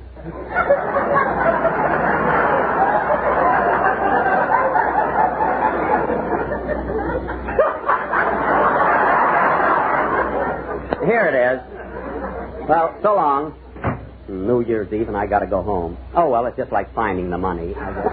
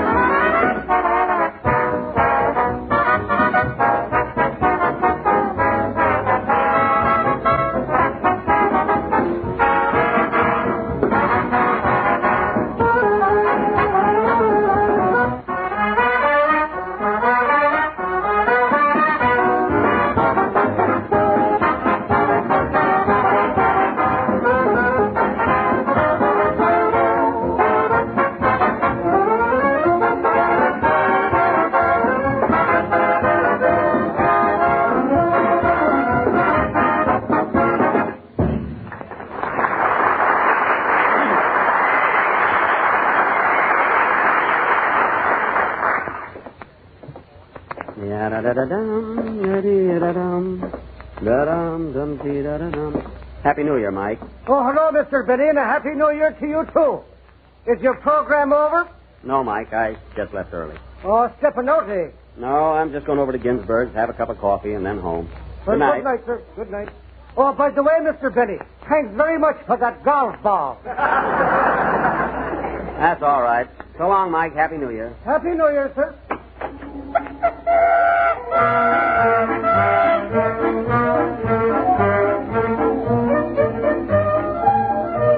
Well, everybody's sure having a good time tonight. Happy New Year, mister. Yippee! Happy New Year. Where'd you get that derby? Ow. Hey, cut that out. A brand new hat, too.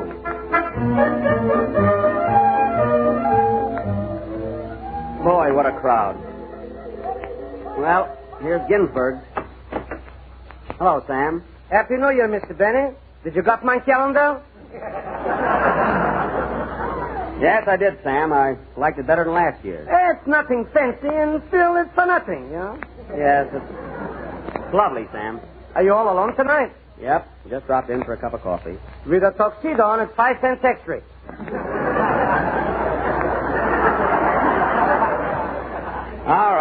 All right, I'll pay it. Yeah, but with that tuxedo, let it go. All right, Sam. Oh, hello. Hello. Coffee, please.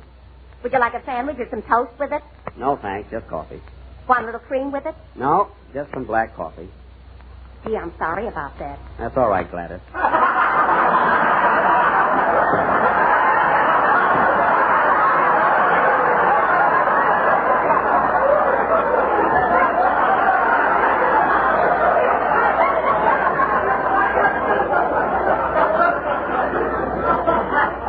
That's all right. Forget it. But honest, Jack, Mamie promised she'd work for me tonight. Mamie. All the time it's Mamie. Couldn't have let me know before the last minute. I'm sorry, Speedy. Well, see, you're wearing my corsage on that uniform yet. Forget about the coffee. I'm going home. I'll be through at 3 o'clock. At 3 o'clock, I'll be snoring. Goodbye. Well, if that's the way you feel about it, here's your golf ball back. Keep it. She always blames everything on Mamie. It's always Mamie's fault. Hey, taxi! Taxi!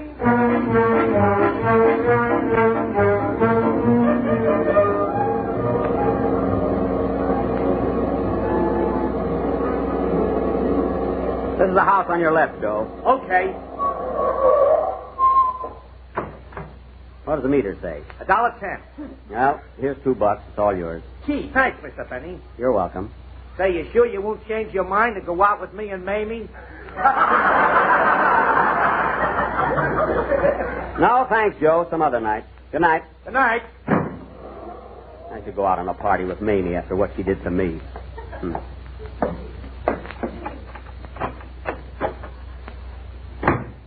Fine New Year's Eve. Well, I guess I'll turn in. Is that you, Josephine?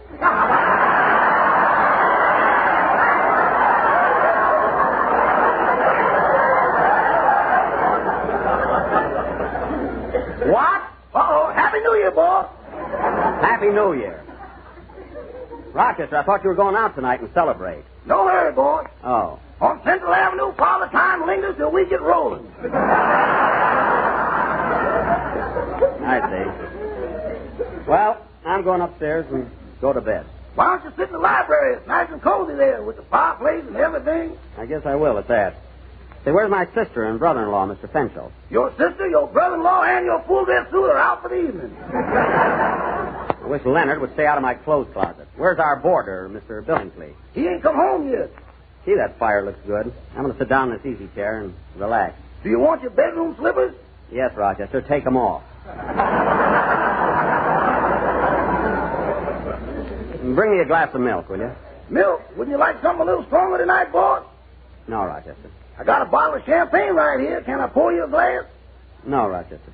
Don't you want just one little sip? No, I don't want one little sip. Well, can I even wave the cork under your nose? No, all I want is a glass of milk. Well, Rochester, in just a few hours, it'll be 1940. A brand new year. It ain't getting off to a very good start, is it?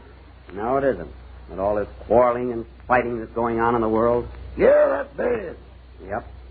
You know, Rochester, what this world needs is more peace, more brotherly love. Boss, what this world needs is a few less people who are making less people.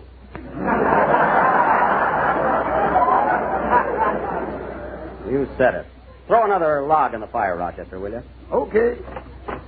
Oh, good evening, Mr. Billingsley. Good evening, Mr. Benny. Happy New Year. Same to you. Won't you sit down for a few minutes? No, thanks. Think I'll turn in. Good night.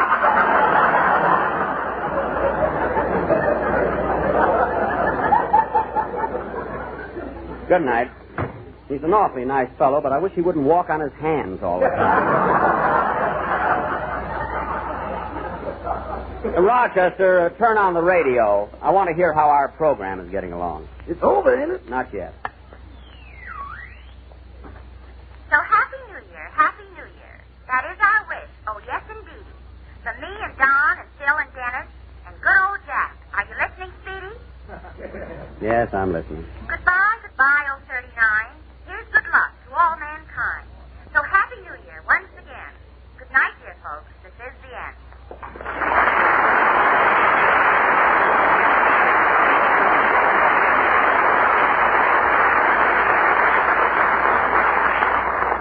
Yeah, I wish I'd have heard the start of that. Turn it off, Rochester. Okay.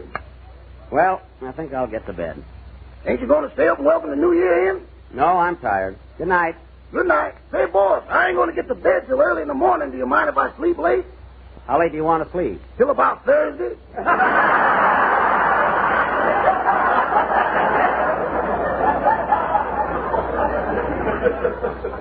All right, have a good time. Good night, Rochester. Good night. Ya-da-da-da-dum, da-dee-da-dum, bum-bum-bum-dee-da-dum, bum. Hey, Rochester! What do you want, boss? Will you please call up Ginsberg's restaurant? I left my cane there. Okay. Good night, Rochester. Happy New Year. Happy New Year, boss. Happy New Year.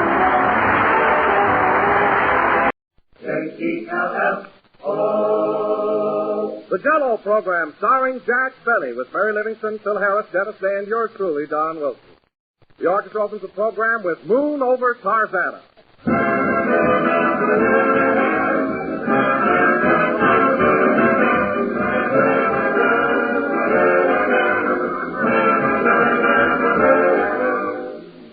Bright and gay and so exciting, quick and thrifty and inviting. Full of flavor, rich and mellow, all together, this spells Jell-O. Yes, friends, Jell-O is certainly an all-around good dessert. It's a dessert that has everything. Rich, shimmering colors that tell you here's a mighty swell treat, and a world of grand, intriguing flavor. Flavor so pleasing, so refreshing, so downright satisfying, that it rivals the real juicy ripe fruit itself. Jell-O is easy to prepare, too. One of the simplest and quickest desserts you can possibly serve. And, of course, you can treat the family to a delightful Jell-O dessert for only a few pennies. So order Jell-O tomorrow, choosing any or all of Jell-O's 6 delicious flavors. Strawberry, raspberry, cherry, orange, lemon, or lime. Incidentally, strawberry and raspberry Jell-O are now better than ever. Both have a new, improved flavor obtained by using a natural flavor base artificially enhanced. Try these grand flavors and enjoy Jell-O's rich, distinctive goodness. Serve a tempting mold of Jell-O tomorrow.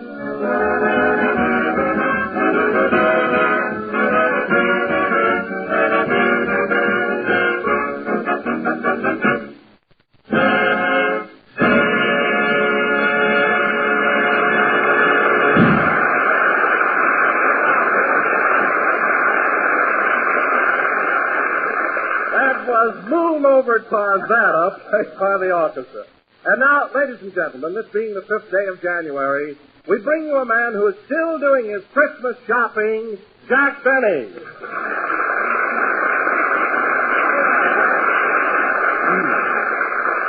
Thank you. Hello again, this is Jack Benny talking. And Don, when you saw me in that department store yesterday, I wasn't shopping. I was exchanging some of my Christmas gifts. Well, that's quite a coincidence. I was doing the same thing. Would you believe it, Jack? 3 different friends gave me electric razors. Well, you think that's bad? I got enough bottles of cologne to have people whistle at me for the next 10 years.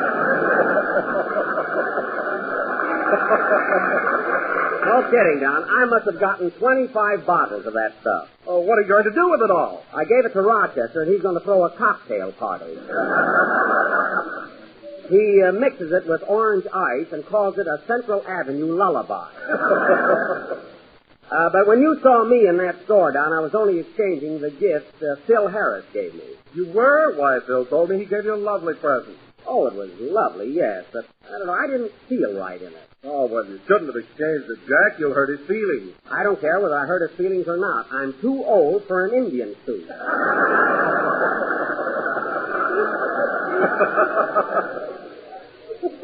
I don't know what's the matter with Phil. He gives a darn his Christmas present. Last year, he sent me a manhole cover.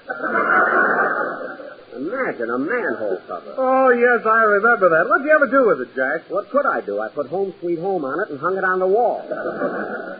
And I wish you could have seen what the... Oh, hello, Mary. Hello, Jack. Happy New Year, Don. Same to you, Mary. What about me? I wonder you wouldn't thank me for the swell time I showed you New Year's Eve. You didn't even phone me. I want to do it big. I'm going to hire a skywriter. It won't be necessary. You know, Don, I took Mary to the Wilshire Bowl, and boy, was I raring. At the stroke of 12, I grabbed a horn and blew the old year right out. You did, huh? Yep. And at 12:01, Jack put the horn in his pocket and said, "Let's go home." Mary, the only reason I suggested going home early was because I didn't want to have a hangover the next day. A hangover from what? Breaking balloons? Listen, Mary, don't try to give the impression that I'm an old dodo. I was the life of the party. I had you on that dance floor every minute. Anything to keep me from eating.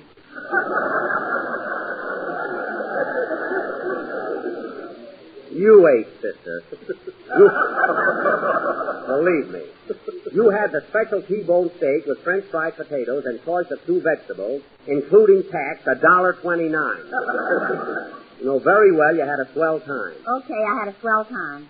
Darn tootin'. Say, Mary, is Jack a good dancer? I couldn't tell. That was the first time I ever did the turkey trot. That wasn't the turkey trot at all. I was doing the la conga. The la conga? Yes. Couldn't you hear me going 1, 2, 3, 1, 2, 3, 1, 2, 3, What'd you think that was? I thought your rheumatiz was giving you the biz. That was very funny, Mary. You know, I wonder why you and Phil don't quit this program and get one of your own. Harris and Livingston, every week an audition. You're too smart for this show. Oh, hello, Dennis. Hello, Mr. Benny. Happy New Year. Same to you, kid. Is anybody in aspirin? Oh, boy, what a head I got. Why, Dennis, I'm ashamed of you. I bumped it getting out of my car. Oh, I see. I'm sorry. That's all right. You can bump your head. I thought you meant you'd been celebrating too freely. By the way, Dennis, where did you go New Year's Eve? I went there. Don't worry. Oh. Okay. Say, I wonder what's keeping Phil. You went where, Dennis? Never mind. I went there every night, just like you told me to. All right. Say, Don, have you seen... Dennis, where have you been going every night? Mary, it's none of your business. It's a good picture, all right, but gee, I can't laugh all the time.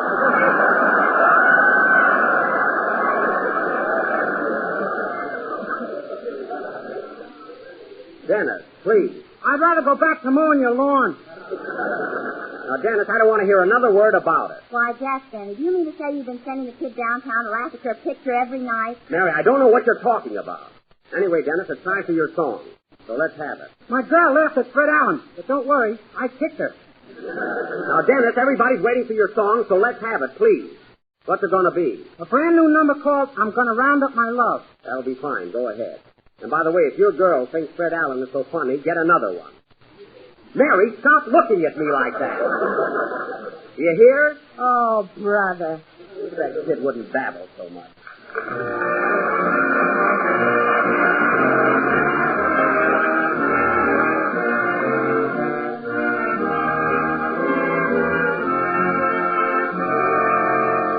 I'm a rolling cowhand, singing as I ride.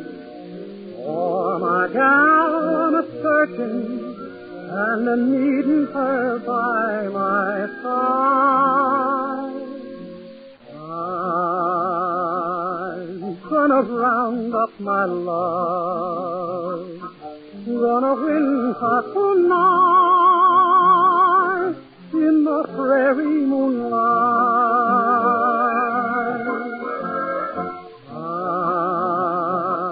I'm gonna round up my love. Gotta make her agree to belong to only me. Then together we'll ride high, and together we'll sing low. Side by side, roaming the range, we'll go.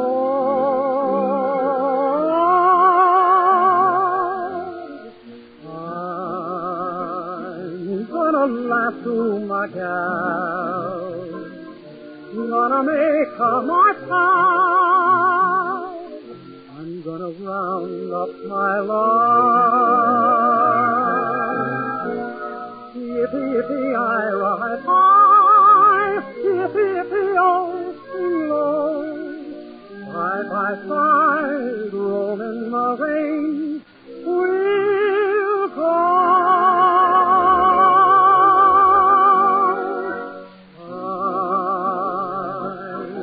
I'm gonna laugh to my gal, gonna make her my pal. I'm gonna round up my love.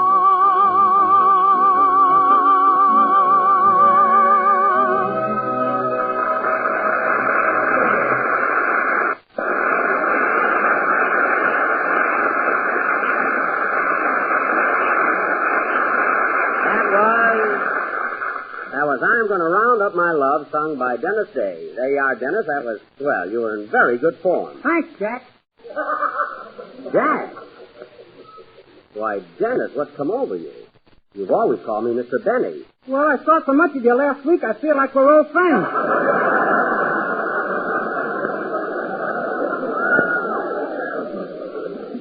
Oh, I see what you mean. But you know, Dennis, I kind of like the idea of your calling me Mr. Benny. It adds a little dignity to the program and shows your respect for me. Do you want me to call you Mr. Benny, too? That won't be necessary, Mary. Gee, I can call him Jack.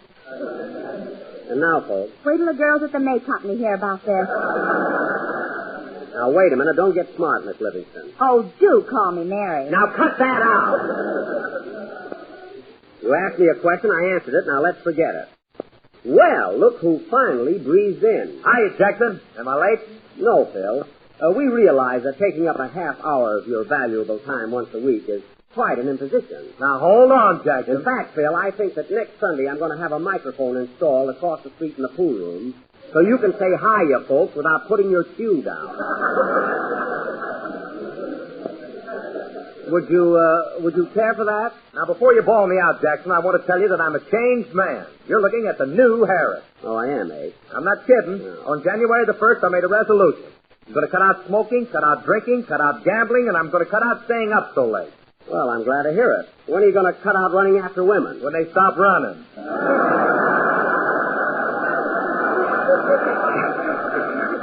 I thought so. Well, Phil, here's another resolution for you during this new year. Why don't you learn something about music? You mean I should be like Stokowski? No, Phil. All I ask is when you pick up a piece of paper that has lines across it and little black dots all over it, don't look at your boys and say, there's a spy around here, this stuff is in code.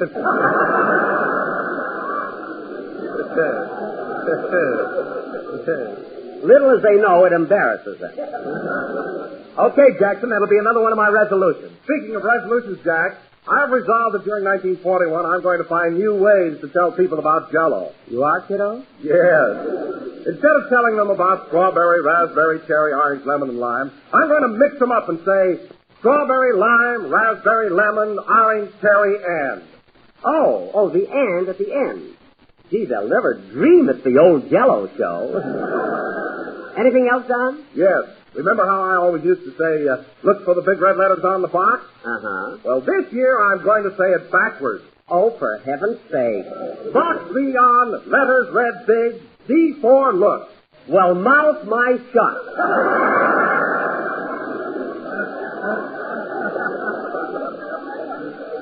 Don, that's a very novel idea. Oh, thanks, Jack. I'm awfully glad you like it. I'll see you get a raise for that. Backwards. And now, ladies and gentlemen, we will have a number by Phil Harris and his orchestra, who will play it not backwards, not forwards, but in their usual manner. They will start in the middle and blast both ways.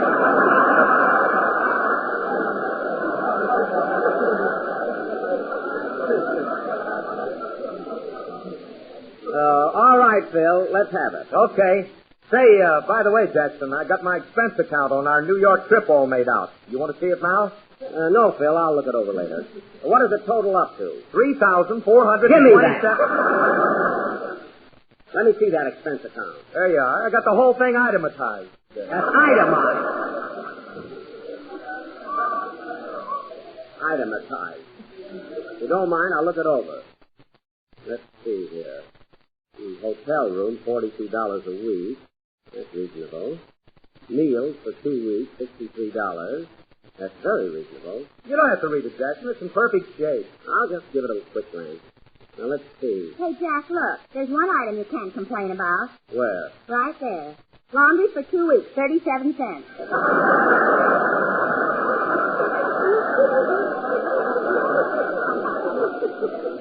Oh, yes. That's not bad. Let's see what else he has here. Bottle opener, 10 cents. Ice, $2.50. Bromo, $135. What do you want us to play, Jackson? Wait a minute, Phil. I'm not through yet. Taxi cab, $11.50. That's okay.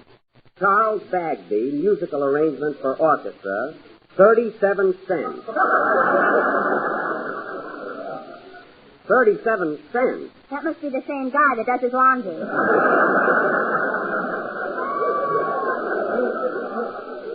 Yeah. See what else is here. IGR, $45. $45? Phil, what's this IGR? I got robbed. My goodness, you expect me to pay for that? You don't expect me to pay for that, do you? Oh, what are you beefing about? I never even charged you for bailing out my guitar player.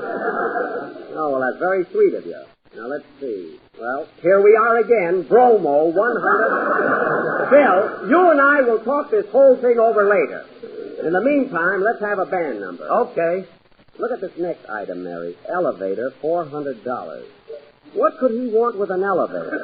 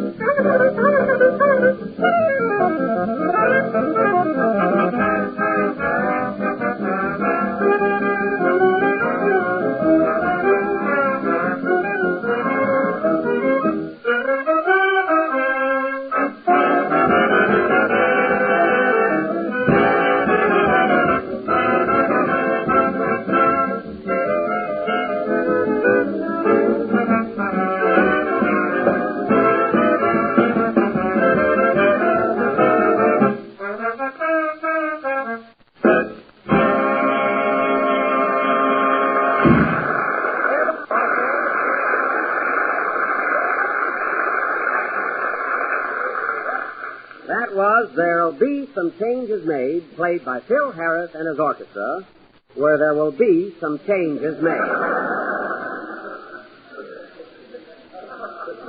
And, Phil, getting back to your New York expense account, it's a ridiculous total, and I'm not paying for all of your hilarity. Okay, Jackson. But as long as we're on the subject of dough, how about that $50 I won from you from the Rose Bowl game? That you can take to court.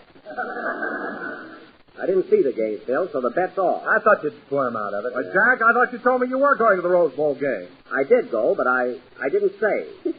Tell him what happened, Jack. Mary, Don wouldn't be interested. Oh, yes, I would. What happened, Mary? Well, Don, it was like this. No woman. Jack got the tickets and told us to meet him in front of Tunnel 16 at 1:30. 1:30. Well, anyway, Phil Dennis and I took a cab. But when we got to the bowl, Jack wasn't there yet. So we waited and waited and waited. As soon as he stopped,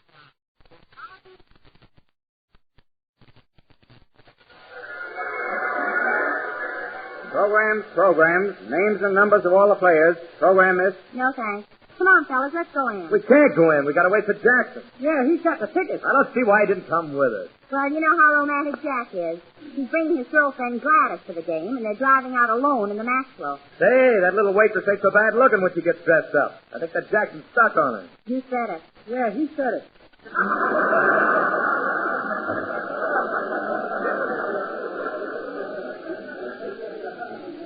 Dennis, why don't you go get lost in the crowd? Don't think I couldn't.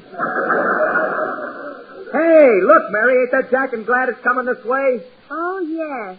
Jack would be wearing a beanie. You get a load of that fur coat on Gladys. Gee, Gladys, I never saw you looking so good. You're sure pretty when you're all dolled up. Thanks, Speedy. I mean it. Get your programs here. Program, mister, 15 cents. Oh, Speedy, can I have a program? You're darn right you can. Here's $50, buddy. Keep the change. Oh, boy, now I get my toupee out of hock.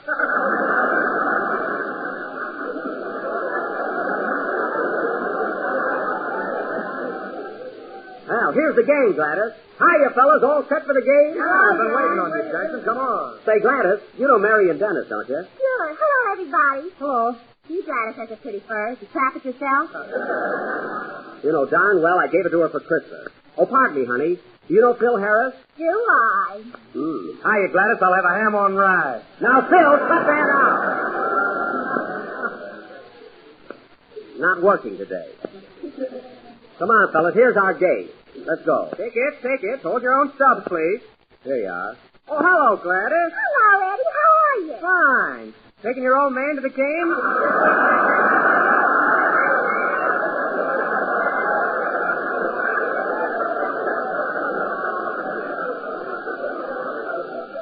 I'm not her old man. I'm her fella. Come on, sweetheart. Say, where's Dennis? I'm stuck in the turnstile. Now push it a little, for heaven's sake. Here's Tunnel 16 over this way. Oh, yeah. Say, Gladys, are you still working at the Shamrock Cafe? No, I'm at a drive-in now. Speedy thought I ought to be outside where it's healthier. Darn right. What's the use of being in California and not enjoy the sun? It's great for you. Yeah, I wish I could get off the night shift. You will, honey. Well, here's the entrance, kid. Say, look who's here. Hiya, Gladys. Happy New Year. Same to you, Lefty. Lefty. Who's that fresh guy, Gladys? Lefty Flanagan. Boy, can he drive a truck. Can imagine. Hey, look, there's a hot dog stand. Let's see. Yeah, you want a hot dog, Gladys? I'm not hungry right now. Okay, we'll get him inside. Better get one now, Gladys. You know Speedy. That's Speedy.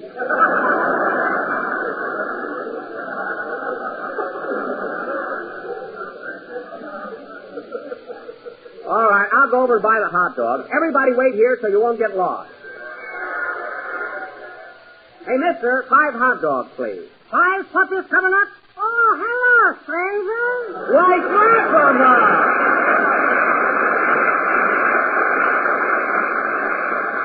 Well, of all people, Slapperman, are you running a hot dog stand now? Well, look at my signs, Betty boy. All the hot dogs you can eat for 10 cents. That's fine, but how can you make money with an offer like that? Taste one and you're tasting the answer. Oh, they're pretty tough weenies, eh? What suitcase handles they would make. Well, they still look good to me. Give me 5 of them. Okay, what kind of mustard do you want? Mustard? What kind? Yeah, sure. I got strong, mild, and Colonel number 5. Oh, mild, I guess. How much do I owe you? 5 hot dogs, 50 cents. Well, that's fair enough. Here's $1. Here's a quarter. Thanks for the tip.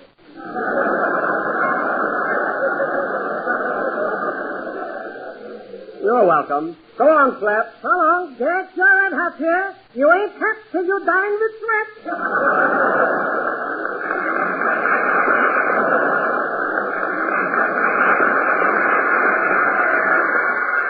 Well, here you are, kid. Take your hot dog. Thanks, Jack. Here's my dime. Keep it.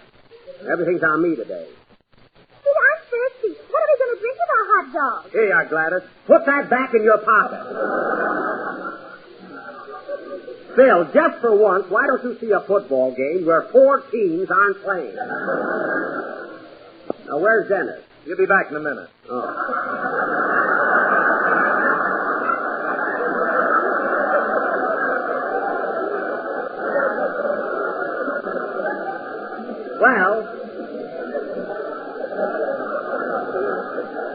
Well, he's got his own ticket. Let's go in. Here's the tunnel. Gee, it's dark in here. Huh? So dark in here. Yeah. Say, Stevie, remember the time we went through the Tunnel of Love at Ocean Park? Oh, Gladys, for heaven's sake. Cut it out. Oh, I'm sorry I slapped you. Gladys, it's all over. Forget it.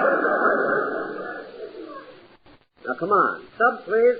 There you are. Right this way. Oh, hello, Gladys. Hello, Nick. Where you been keeping yourself? Oh, I've been around. Where you been? Come on. Show us our team. Listen, Gladys, you have to talk to every fella you meet. Oh, Stevie, you're so jealous. I'm not jealous. Here are your tickets, Mr. Thanks.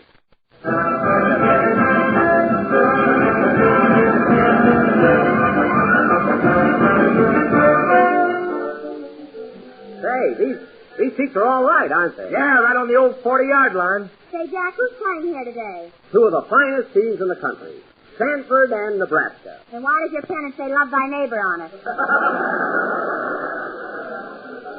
I gotta wave something, don't I? You know, I kind of like Nebraska. Well, I'm for Stanford. You want to make a little bet, Jackson? Yeah, I might.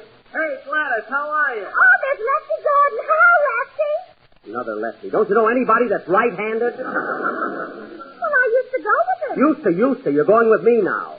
I wish you wouldn't talk to everybody. Hey, Jackson, what about that bet? Okay, Phil. You've got Stanford, and I've got Nebraska. Oh, yes, pal. Is this seat taken, old pal?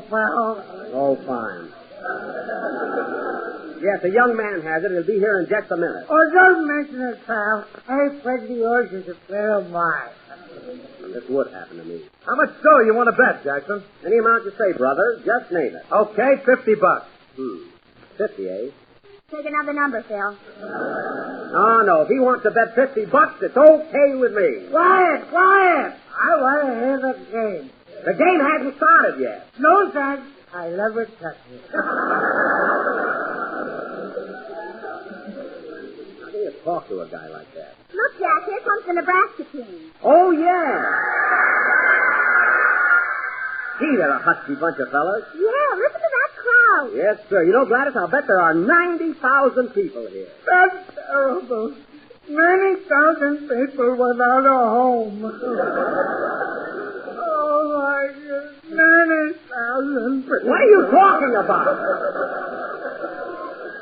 They've got homes. They're here for the game. Oh, no. You're just saying that because I'm your pal. You're not my pal. I never saw you before in my life. No, thanks. I never could. I don't know why I always run into one of these guys. Ignore him, Gladys. I am Gladys, old pal. Don't you dare speak to her. Here, hold my coat, Mary. He's on the floor already. What do you want? Well, you can't talk like that. Hey, look, Jackson, here comes that good old Stanford team out on the field. Say, those boys look pretty good, too, don't they, Gladys? Oh, they're a swell bunch. Hello, fellas. What? Well, I'll be darned. She knows the whole team. Well, that's the last straw. I'm leaving. I'm not even going to stay and see the game. Oh, Speedy, calm down. Calm down nothing. And let me tell you something else, Gladys. The next time you go out with me and say hello to every Tom, Dick, and Harry you meet, remember. That's exactly what happened at the Rose Bowl game on New Year's Day. Jack really lost his head, huh? He sure did. Okay, I'm a fiery, jealous nature. What can I do? Play, Phil. Okay, Speedy.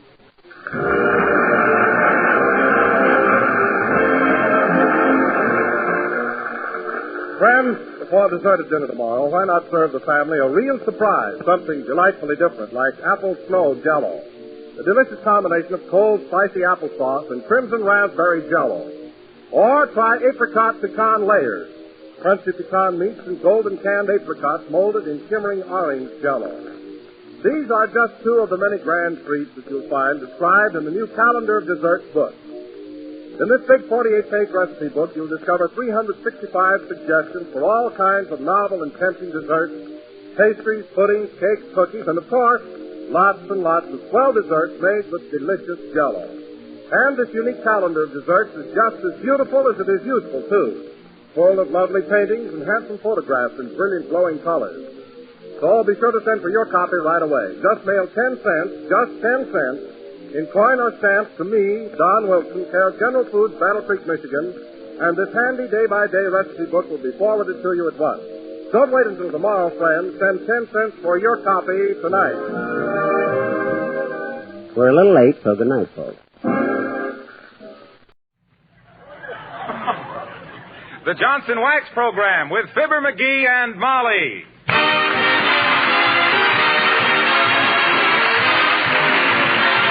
You know what's the matter with a man when he gets a glassy glint in his eye and his hands begin to twitch and he starts wearing his oldest clothes? He's got fixitis. He's got to fix something. Any wife will recognize the symptoms in her husband, even unto Fibber, McGee, and Molly.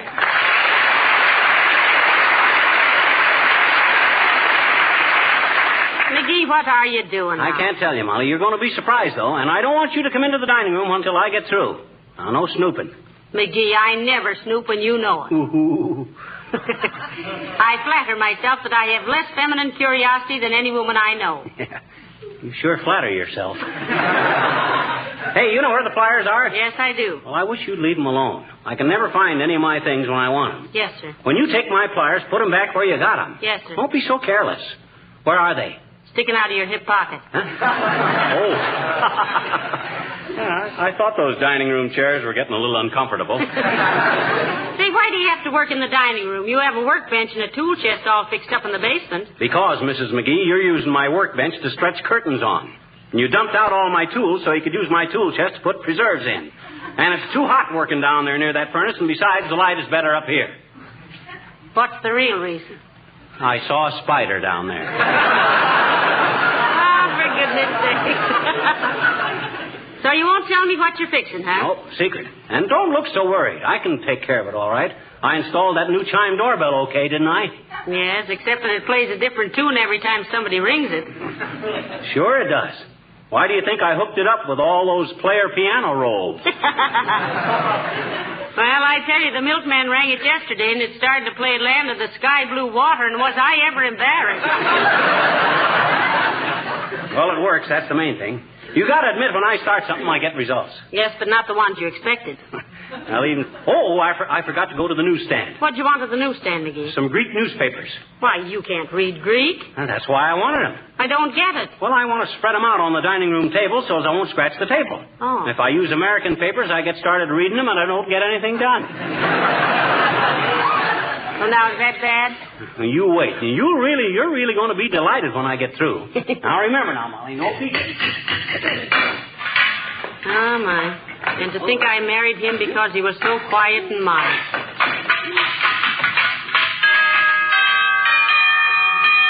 Oh, dear. Come in. Oh, hello, Mrs. Uppington. How do you do, my dear? And Mr... And what on earth is going on? Well, it's McGee, Abigail. He's being the boy builder again. Always the handyman about the house, isn't he, my dear?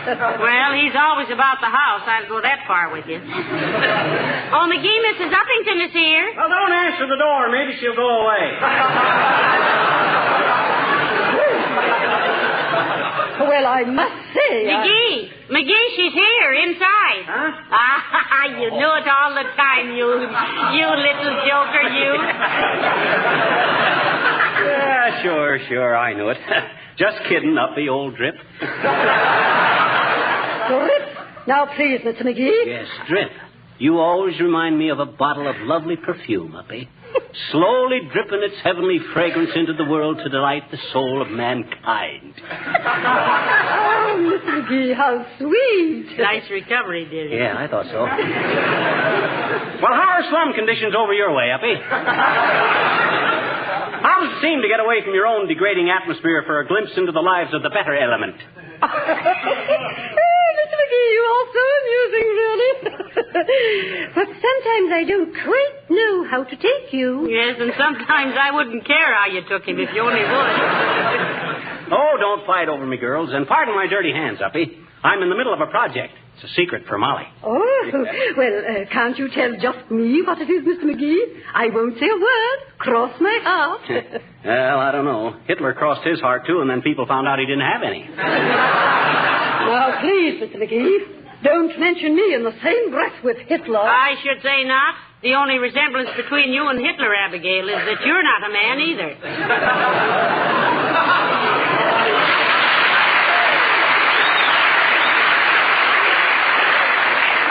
Let me whisper in your ear, Uppy. I'll tell you what I'm fixing for Molly. Oh, do, Mr. McGee. Here. Well, and for a long time, she... So what does I do? But and I've almost... What do you think? Mr. McGee, how delightful, really.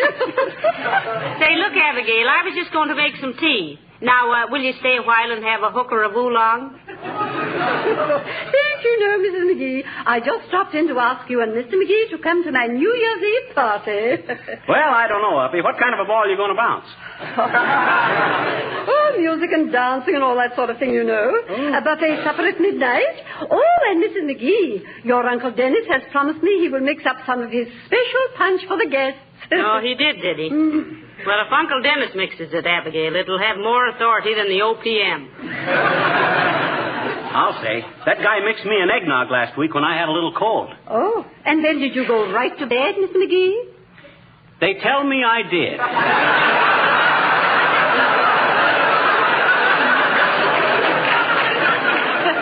So you're throwing a brawl Wednesday night to give 1941 the bum's rush, are you, Uppy? Is your party going to be formal, Abigail? Yes, you don't mind, do you? Oh, I should say not. When I get into my evening clothes, it changes my whole personality. I'm a different guy entirely, Uppy. Indeed you are. Why, the night you and Mrs. McGee went to the opera with me, I overheard someone ask if you were Mr. Tracy. Oh, Spencer? No, Dick. They said he must be someone out of the funny paper. Oh, we'll drop over about 9 Wednesday. Goodbye.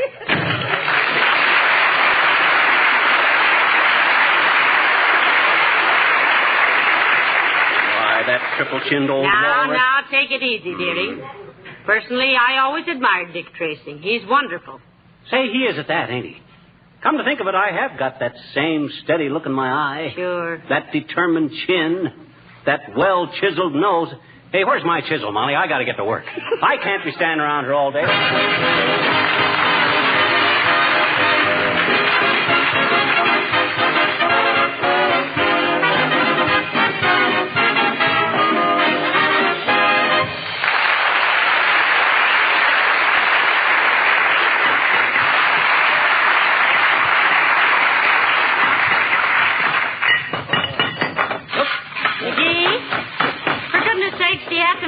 Noise. I'm trying to play solitaire. You calling me, Molly? Yes, I was. Heavenly days, just look at you. I never saw you so grimy. Oh, I know, but what's a ton of soil to a son of toil? That's what I always say. You get it, Molly? Ton of soil, son of toil? Ain't funny, McGee. Yeah. It ought to be. I got it out of that book you gave me for Christmas. 10,000 after-dinner jokes, speeches, anecdotes, and what to do till the dessert comes.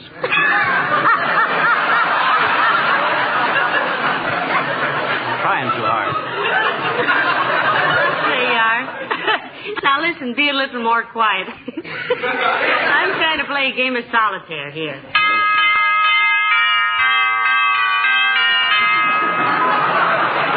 Well, you really fixed that doorbell, didn't you, dearie? Yes, wonderful, ain't it? The old gray mare. I wonder who that could be. Come in. Oh, hello, Mayor Latrivia. How do you do, Mrs. McGee? Don't let me interrupt your game of solitaire. Hello, McGee. Hi, Latriv. Excuse my looks. I got kind of messed up working on a little job for Molly. Don't pass the buck to me, son of toil. It was your idea, not mine. Won't you sit down, Mr. Mayor? Thank you, no, Mrs. McGee. Now then, McGee, as one of our prominent citizens, I wish to ask you... black juice on red tray, Mrs. McGee. Where? Oh, yes, thank you. Don't mention it. As I was saying, McGee, we are putting on a drive to sell defense bonds and stamps. Oh, swell. I got a great slogan for you. You have? What is it? Every time you buy a bond, you slap a Jap across the pond.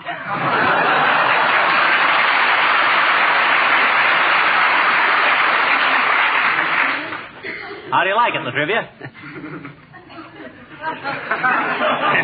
Well, so the city is going to start a drive, sell bonds. Well, so what? The procedure will be something like this, McGee. We will have a large sound truck playing recordings of military music. We stop the truck at prominent corners, and well-known citizens make speeches from the back platform and urge the crowds to buy defense bonds and stamps. Your name has been suggested. Oh, I tell you, I'm sure McGee will be very useful, Mr. Mayor. Oh, he makes wonderful speeches. Yeah. She ain't singing Dixie, Latrivia. I always been known as a guy who could use his head when he got up on his feet. Oh. A contortionist. Well, I don't imagine we need any such... Wait till I get up on that platform of that truck, Latrivia. I'll hold out my hand for silence, and then I'll say, real dramatic, ladies and gentlemen, I'll say, with a kind of a dramatic, emotional throb in my throat.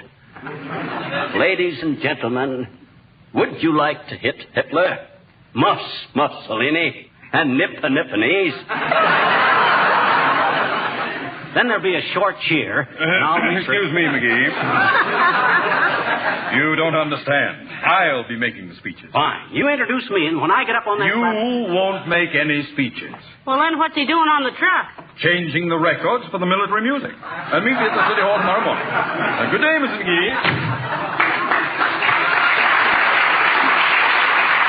Well, dearie, looks like the only way you can wangle yourself into the City Hall is through a drain pipe. Well, aren't you burnt up? Nope. What? They want me to turn records on a sound truck to sell defense bonds? Okay. I'll turn records. I'll do anything. I'll even drive the truck. Well, good for you, McGee. Betcha. Now, why don't you go back to work? You know, it's getting awful quiet in here. Oh, okay. Oh, dear. Now the 3 of hearts I need is buried. If I could only...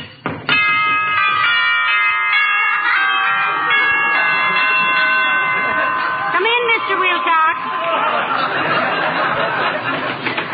Hello, Molly. I just dropped in to thank you for the swell Christmas present. Hey, what goes on in the dining room? Sounds like Judgment Day in the junkyard. Well, it's just McGee, Mr. Wilcox. He's fixing something. Says it's a secret. Well, I don't know how you can play solitaire with that going on. No, I don't either. You know, I think I'll give up. I don't blame you. Say, Molly, can you tell fortunes with cards? Only McGee's. Every time he plays poker with the boys, I can predict that 4 men will cross his path and he'll lose $4.25. Why, can you? No, but I can read your palm. Can you really? Sure. Here, give me your right hand. Oh, this is wonderful. I love to have my fortune told. McGee, be more quiet. I'm trying to talk to Mr. Wilcox. What's going on? Hi. Hello. Hi, Fibber. Now, let me see here. This Doggone it, Wilcox. You might let go of my wife's hand long enough to say hello. Hey, what is this, anyway? Don't be silly, McGee. He's reading my palm. Oh, reading your palm. Well, what does the ladies' lunch hook tell you, pretty gypsy? Madam, you were born in the Middle West, one of a large family. You were married when quite young to your childhood sweetheart, although you might have acquired wealth and position if you had chosen another man. He means Otis Cadwallader, McGee. I know who he means. Though I don't know how he can see him in your hand. You haven't got a wart.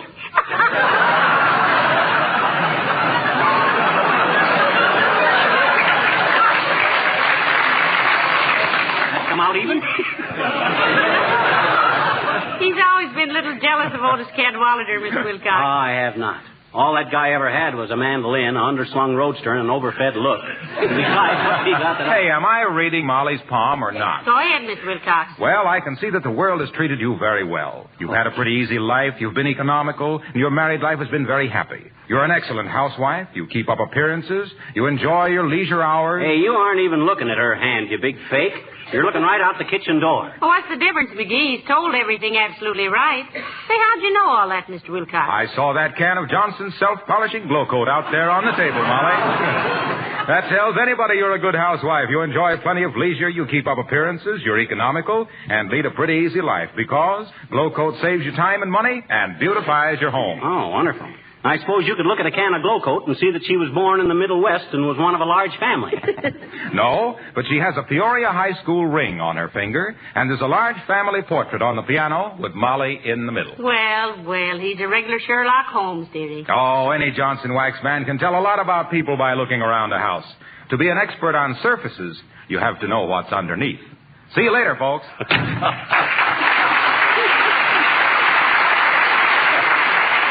Oh, dear, what a fortune teller. All he needs is a bandana turban, a violin, and gold earrings. Well, never mind about that. Now, you finish your job. I'll have to be setting the table for dinner pretty soon. Well, I'll be through almost any time now. If I can find my little bitsy screwdriver. You know where it is? Is that the one you used to take the alarm clock apart with? Yeah, that's the one. Where is it? Well, I haven't seen it since you put that clock back together. Me either. How's the clock running now? Well, it's very accurate if you put it on the dresser facing the mirror. Huh? The hands run around backwards.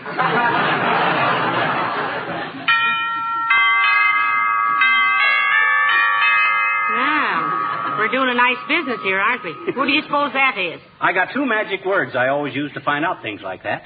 Come in. Well, Mrs. Wearybottom. Oh, hello, folks. I just stopped in to wish you a very happy new year, and it certainly will be if we lick those dirty little sons of the rising sun. Imagine what they're doing in the Philippines.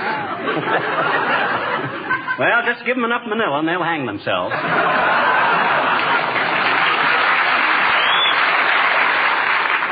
I suppose you're going to see the old year out at a nightclub tomorrow night, but not me after what happened last New Year's Eve. Yeah? There I was hooping it up with my little paper hat on and blowing my horn for all was out, and I started across the dance floor on my way to the powder room, and I got some gum on my shoe, and I tried to scrape it off while I walked, and I got a prize for doing the rumba. My goodness, Mr. McGee, you must be an older man than I thought. You could never get that dirty in only 40 years. Well, Happy New Year, folks.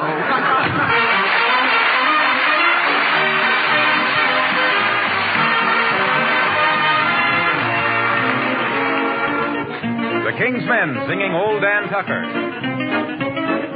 Funny old man with a funny old pan, and the name of this funny old bunny was Dan. Yep, old Dan Tucker was a fine old man. He washed his face in a frying pan. He combed his head with a wagon wheel and died with a toothache in his heel. So get out the way, old Dan Tucker. Get out the way, old Dan Tucker. Get out the way, old Dan Tucker. You're too late, too late, too late for supper, too late for supper.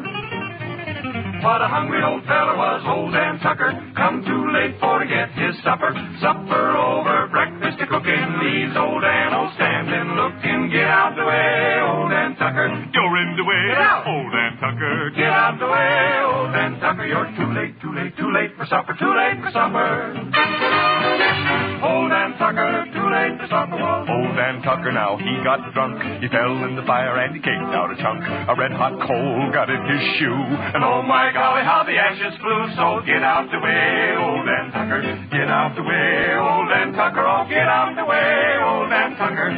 You're too late to get your supper. Oh, shortened bread, possum in the pan. Should be a plenty for a hungry old man. But Dan was starving for to eat corn pone with chicken meat. So he went out and stole some pullets. Come running home with his pants full of bullets.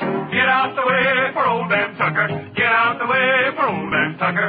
Get out the way. Get out the way. Get out the way for old Dan Tucker. Can't sit down to eat his supper now. Poor old Dan. You said poor old Dan. I said old Dan Tucker is a growing gray. The time is a coming for Judgment Day. And when he gets to the pearly gate, I hope to goodness he won't be late. Oh, get on the way, old Dan Tucker. Get on the way, old Dan Tucker. Get on the way, old Dan Tucker. Get on the way. Get on the way. Get on the way. Get out of his way. He won't be late for supper on that Judgment Day.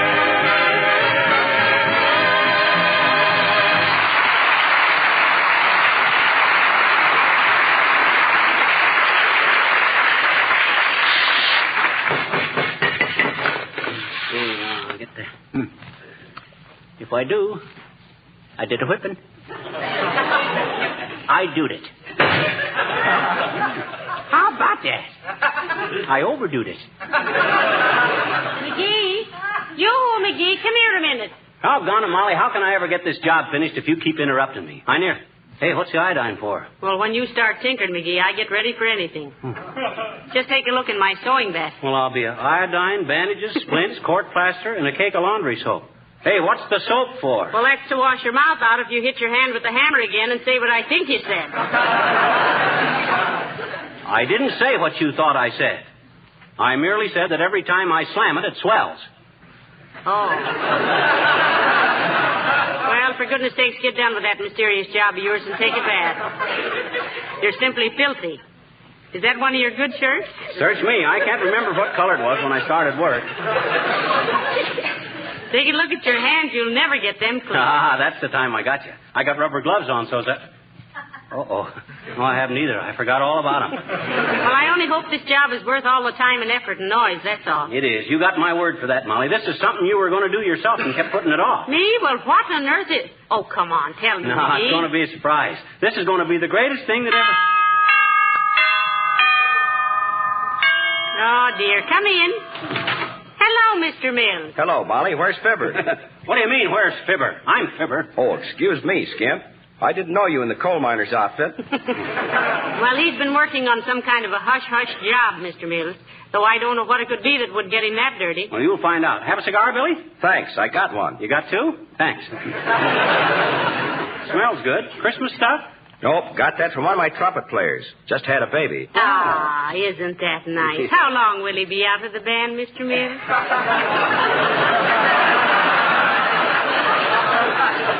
He'll never be out of any band long, babe, as long as he gives the maestro these 15 centers. That's all. Say, I like your voice since you caught cold, Billy. Yeah. It's just too Andy Devine. Thanks. By the way, Billy, how long have you been a musician? 38 years. Heavenly days. How old are you now? 40. I had a drum when I was 2, a xylophone when I was 3, a piano when I was 4, and a sweet potato when I was 5, with gravy. Well, what'd you have when you were 6? Measles and a B-flat harmonica. Oh. What did you get at 7? X-rayed. X-rayed? What for? Swallowed the harmonica. Did they operate? Nope, still got it. Right down here. Oh, heavenly days, Mr. Mills. Doesn't it ever cause you any trouble? Oh, now and then, babe. I get a chord G when I tie my shoes, and I hiccup and B-flat. Stick around a while, Billy. After I get cleaned up, I'll play you a game of ping pong. By the time you get cleaned up again, Skip, we'll both be too old to play ping pong. So long, babe. Too old to play ping pong. Do I really look that dirty, Molly? Indeed you do, dearie. Yeah, I guess I do. I'm a mess. Give me a hairpin, will you? Oh, never mind your hair. Put your hat on. Oh, I didn't want it for my hair. I want to use it for a screwdriver. On account of I lost the screwdriver I had.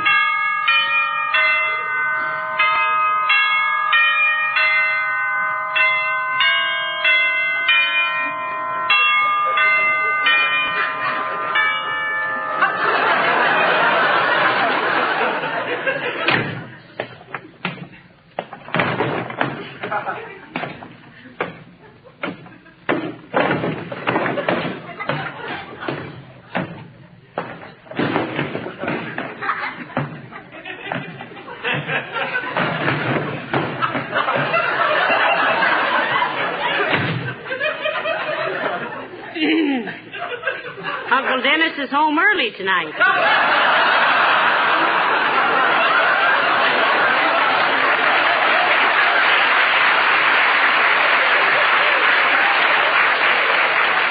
I got to get this job finished, Molly. One more little adjustment, it's all set. Now, wait just a minute. I'll be right back. Now, control yourself, Molly. Remember, they laughed at Robert Fulton and they sneered at Edison. Who knows what McGee might be doing out there? Hot dog. There she is. Okay, Molly, it's finished. I did it, and all by myself. Well, don't keep me in suspense. What did you do? Now tell me. Well, you know that portable typewriter of yours? Yes. Well, I changed the ribbon on it. Oh, my.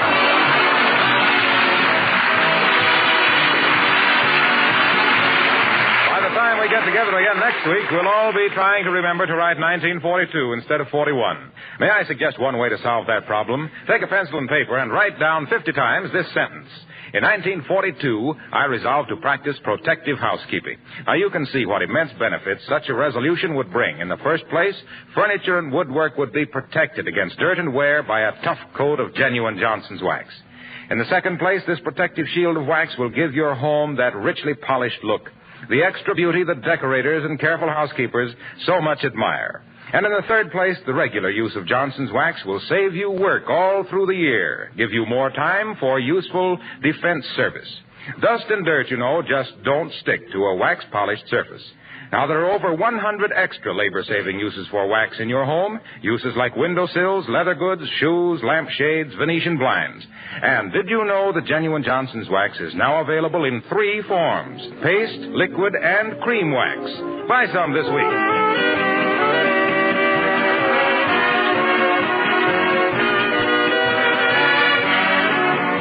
Now, McGee, you go right upstairs and get cleaned up. Don't even sit down any place before you get out those clothes. Okay, but I don't think you're being very appreciative. Well, I'm sorry you think so. Fine thing. Here I cut my hands to pieces, break my best screwdriver, ruin my clothes, and waste a whole day, and for what? For the Wistful Vista typewriter shop, if you must know. Yeah, well, that's... Huh? What do you mean? This is their typewriter. Huh? I took mine down yesterday to get the ribbon changed. What? You mean... Oh, sure. Good night. Good night, all.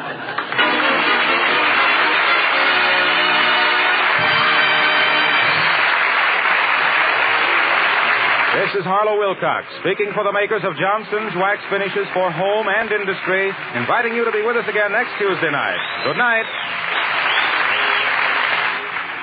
This is the National Broadcasting Company. From Hollywood, the Raleigh Cigarette Program, starring Red Skelton with Ozzie Nelson and his orchestra, Harriet Hilliard, and Wonderful Smith.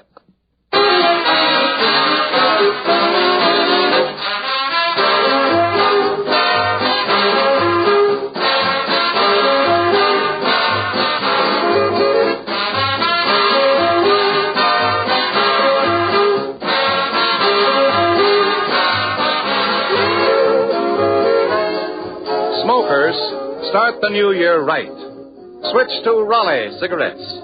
Raleigh's are better cigarettes made with better tobaccos. And you can prove this all-important fact for yourself. Compare the open ends of a pack of Raleigh's with any other cigarettes. Yes, any others. You'll see the tobacco in Raleigh's is unmistakably more golden in color. And what does this mean? Any expert will tell you that golden tobaccos are choicer, more expensive. Yes, you can see for yourself that Raleigh's do give you the finer tobaccos. A blend of 31 of these more expensive golden tobaccos. And remember, Raleigh cigarettes give you valuable coupons, redeemable for over 70 luxury premiums, and for defense bonds and stamps. When you save Raleigh coupons for defense bonds and stamps, you help defend your country. With so very much to offer, friends, it's easy to understand why more and more smokers, every day, are switching to the pack with a coupon on the back. Raleigh cigarettes.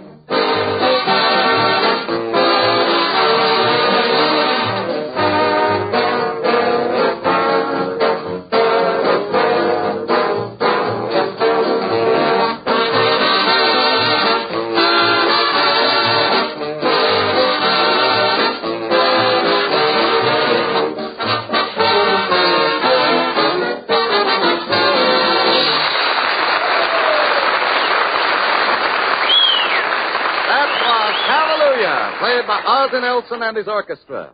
And now we bring you the star of our show, Metro-Goldwyn-Mayer's bright young comedian, Red Skelton.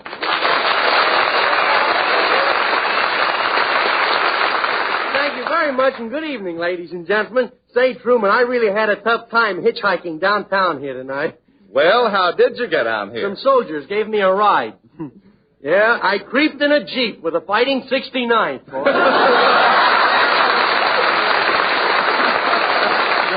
Audience, too, tonight, you know.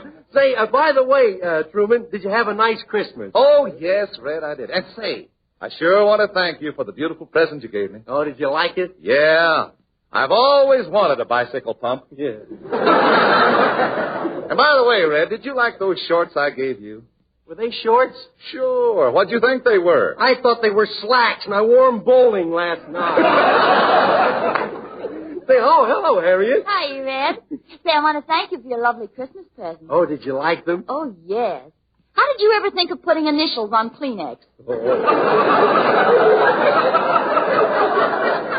I suppose you got other lovely presents. Oh, I'll say. Somebody sent me a perfume bookmark. Really? Mm-hmm. And now when my bookmark slips down and I lose my place, well, all I have to do is just smell along the edge of the book till I come to the right page. Oh. I smelled along the edge of a book once.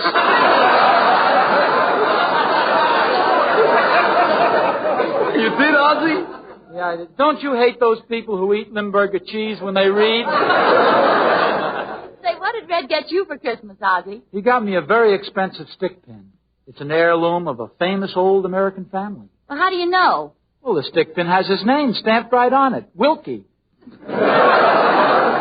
Nothing. Say, what's the matter with you, Red? You're looking very sad. Well, a very unfortunate thing happened at my uncle's house on Christmas Day. They were having a party, and an awful fight started. Oh, was anybody hurt? Yes, my uncle was stoned to death with last year's fruitcake. Oh, how terrible. No, I'm just kidding. But he did have a lot of drinks. I'll bet he had an awful hangover the next day. Yeah, and there was a little mix-up there, too. Well, there was? Yeah, my aunt mistook a little booklet called How to Put Out an Incendiary Bomb for a book on how to cure a hangover. And did my uncle get sore when she poured that bucket of sand in his face? You have a great family, don't you, Red? Yeah, I saw my brother Christmas, and he was very nice to me. He invited me over. He did? Yeah, he says, come up and see me sometime. We'll open a safe. Well, this is a wonderful time of year. Yeah. Say, maybe you can tell me. I'll tell you what. What are they going to have on New Year's Day in the Rose Bowl? Just roses.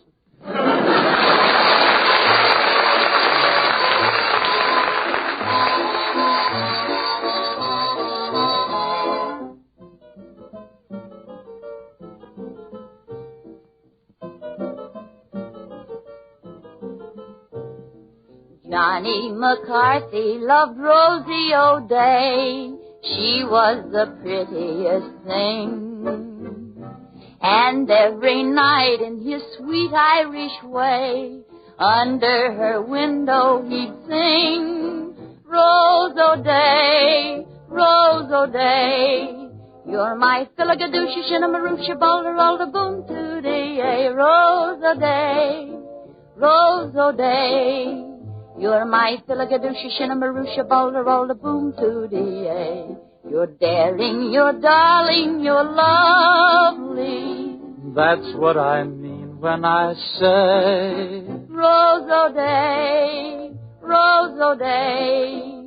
You're my Philagadooshie, Shinnamarooshie, Balderalda, Boom Tootie, Boom Tootie, Boom Tootie, Boom Tootie.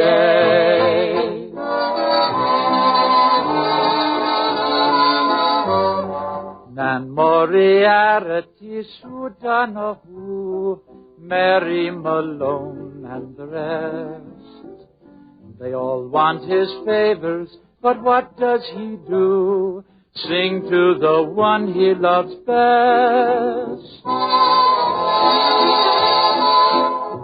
Would you like to dance, Miss McKinney? Oh, sure, and I'd love it, Mr. O'Nelson. Let's go. Oh, I'm so sorry. Did I hurt your feet? Well, you did at the beginning, but they're numb now. Oh, go along with you. You're daring, you're darling, you're lovely. And that's what I mean when I say Rose O'Day, Rose O'Day. You're my Philagadooshie, Shinnamarooshie, Balderalda, Boom Tootie, Boom Tootie, Boom Tootie, Boom Tootie.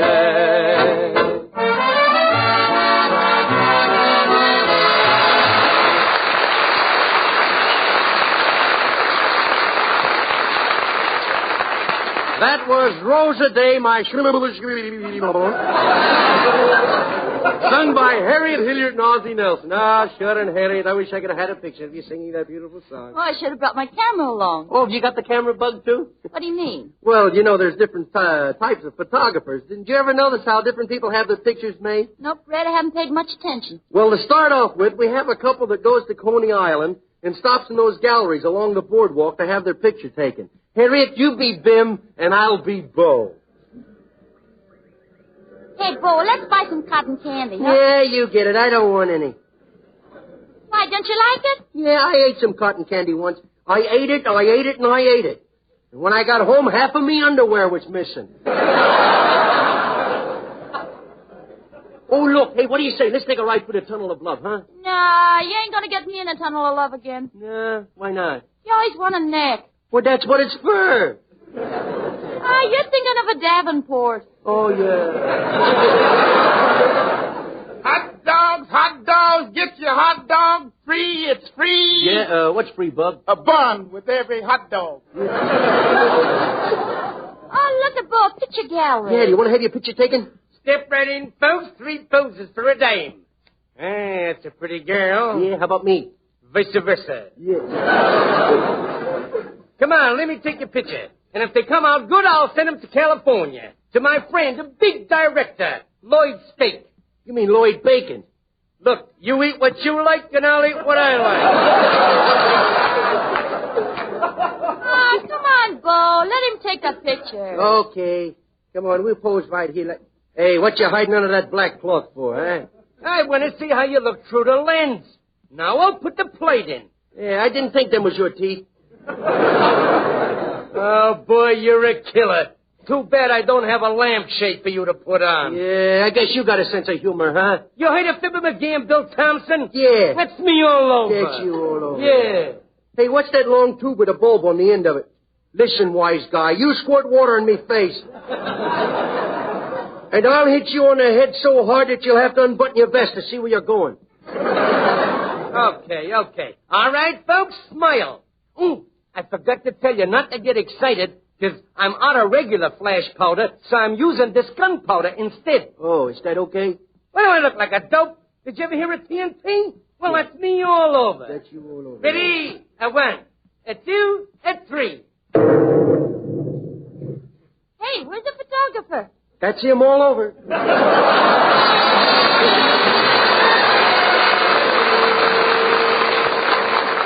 Then we have Clem, the fellow that lives way out in the country. Clem has the only camera in the community, and he's on his way to his girl's house to take more pictures. Well, this is where Daisy June lives. Looks like her old man's home, too. Either that or he's got 2 suits of underwear. I'll just climb through the window. Well, how about that? Broke on both sides. Oh, yoo-hoo, Daisy June.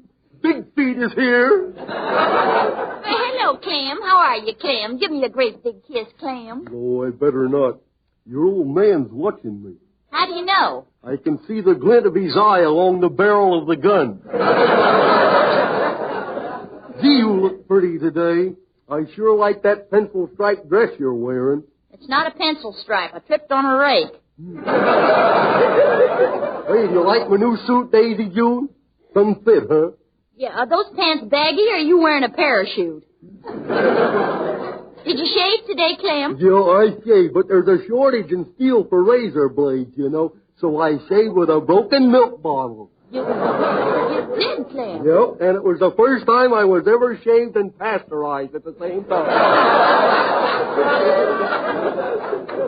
Well, there certainly is a shortage of steel. The government even took away my bustle. You don't say. What they going to use it for, an airplane hangar? Hey, Clem, what do you say we sit down here on the Davenport? Okay, what do we do? Just sit here and look at each other, or don't you feel like laughing? Now,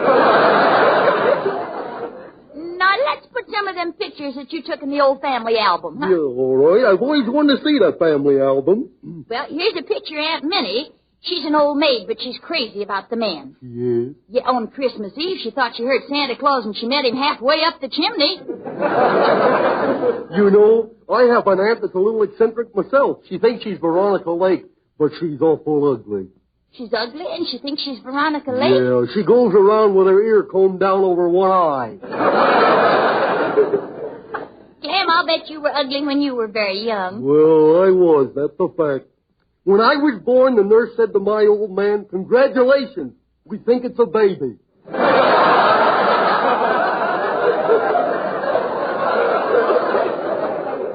Say, Daisy June, I got some pictures here. What do you say we blow out the lights and develop them, huh? Okay, Clem. I'll blow out the lamp, huh? Okay. Hey, June! Hey, June! What are you doing with the lights out? Oh, it's Pop. We're developing film, Pop.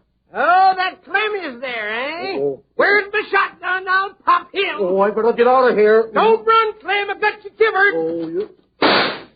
Clem, did I hit you?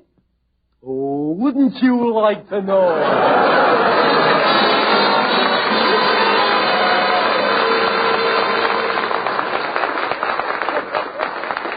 Then we have a lady and her little boy. They're at home. They're at home when a guy comes along with a camera and a pony. So Harriet, how do you like that? Harriet, you be my mother and I'll be the little boy. Junior,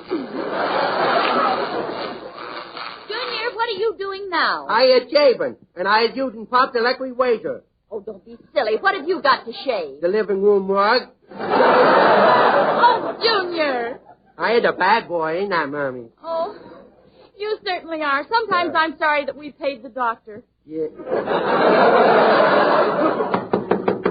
Junior, someone's at the door. Yeah, I will put a chair up against the door and see who it is.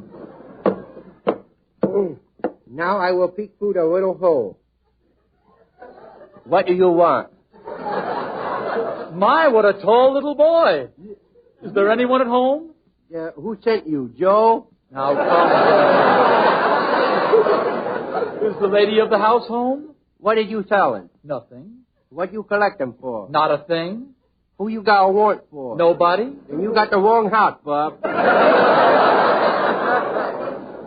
Now, look, Sonny. You tell your mother that the pony man is here to take your picture. You got a pony? A real life pony? Oh, yes, and tell your mother you want your picture taken on the pony. Okay. Now, don't go away. I'll be right back. Hey, Mommy. What is it, my little orangutan? Mommy, there's a man at the door with a pony, a real life pony. Well, if it's your father, tell him not to bring his friend in the house. It ain't Pop, Mom. It's a man with a pony, and he wants to take my picture. Well, tell him I'm washing dishes. Tell him I'm sweeping the floor. Tell him I'm in the bathtub. You sure is busy, ain't you, Ma?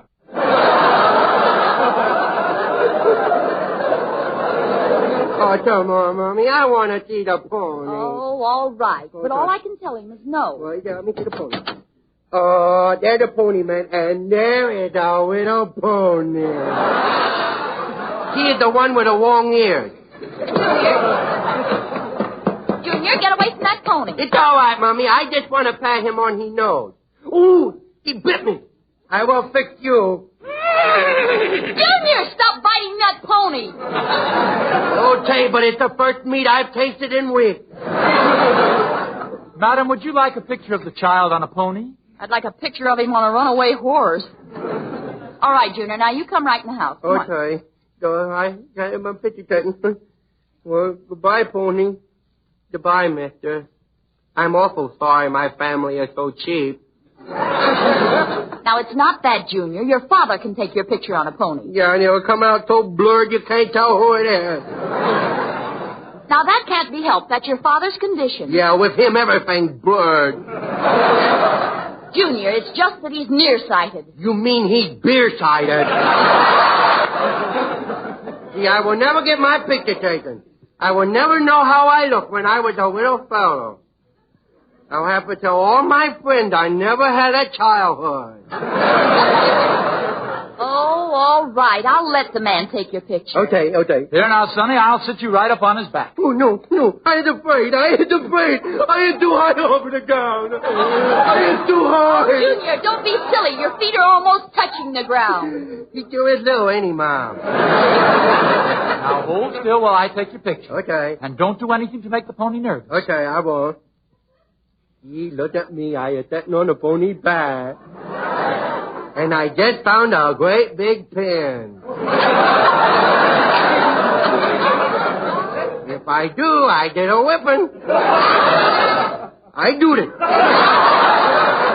I will use the pin and go for a wife. Hey, look, Mummy, hi, it's Whiten. Hi-ho, aluminum. Hi-ho, Nitto player. Hi-ho, Mercurial.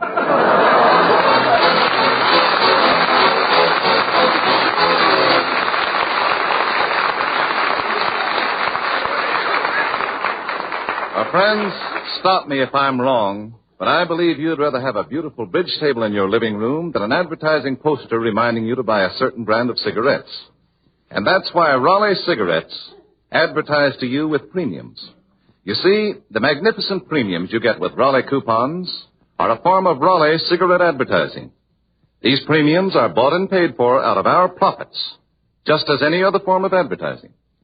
We have adopted this policy, this plan of spending our advertising money with you, so that you profit from each pack of Raleighs you buy. You not only get a finer quality cigarette, made with the choicer, the more expensive gold and tobaccos, but in addition, you profit with bridge tables, silverware, electric clocks, and over 70 more luxurious Raleigh premiums. And in turn, we profit, because each time you see these magnificent premiums, you're pleasantly reminded over and over again that it pays in many ways to smoke Raleigh cigarettes. Frankly, we believe this is good advertising. Friends, think it over, and you'll agree, too. The next time, get the pack with a coupon on the back, Raleigh cigarettes.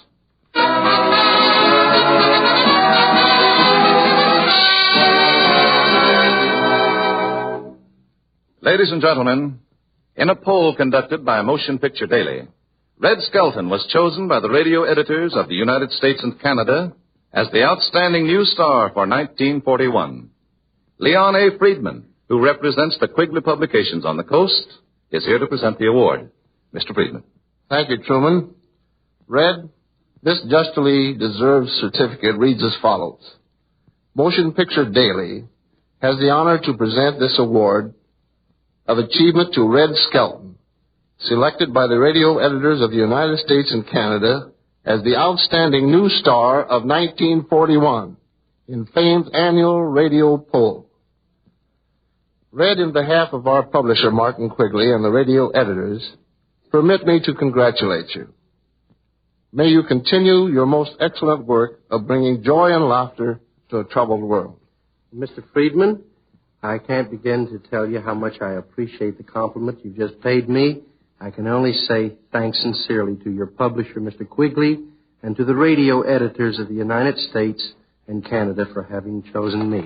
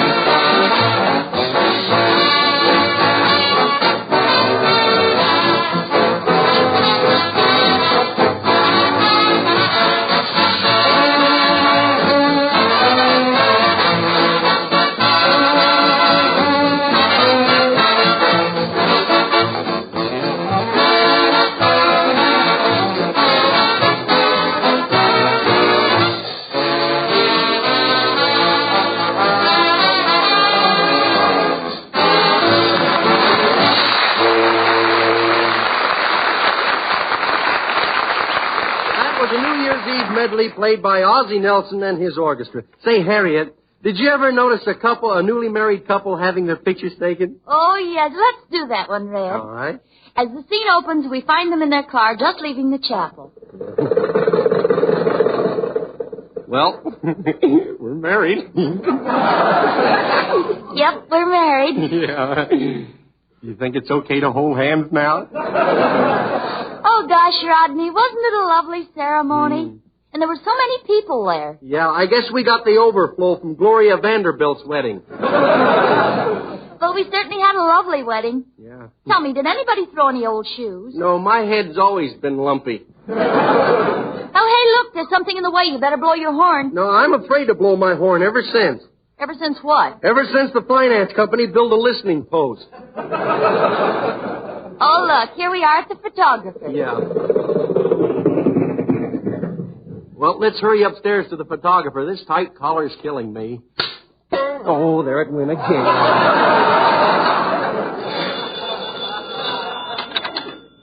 Hello? Rubin Studio. We flash your pan with a flash pan. No, Mr. Rubin can't take your picture today. There's something wrong with this camera. Every time he snaps it, a jab jumps out. Pardon me. Oh, darn that collar. Is the photographer in? He's busy right now. Oh. Newlywed, huh? Yeah. Oh, we were here last night, but your boss was out. Yes, ma'am. At night we listen to the radio. There's nothing I like better than listening to the Skelton program. Oh. Sitting by the fireplace, shooting rubber bands in the fire. Doesn't that smell? You don't notice it with the program on.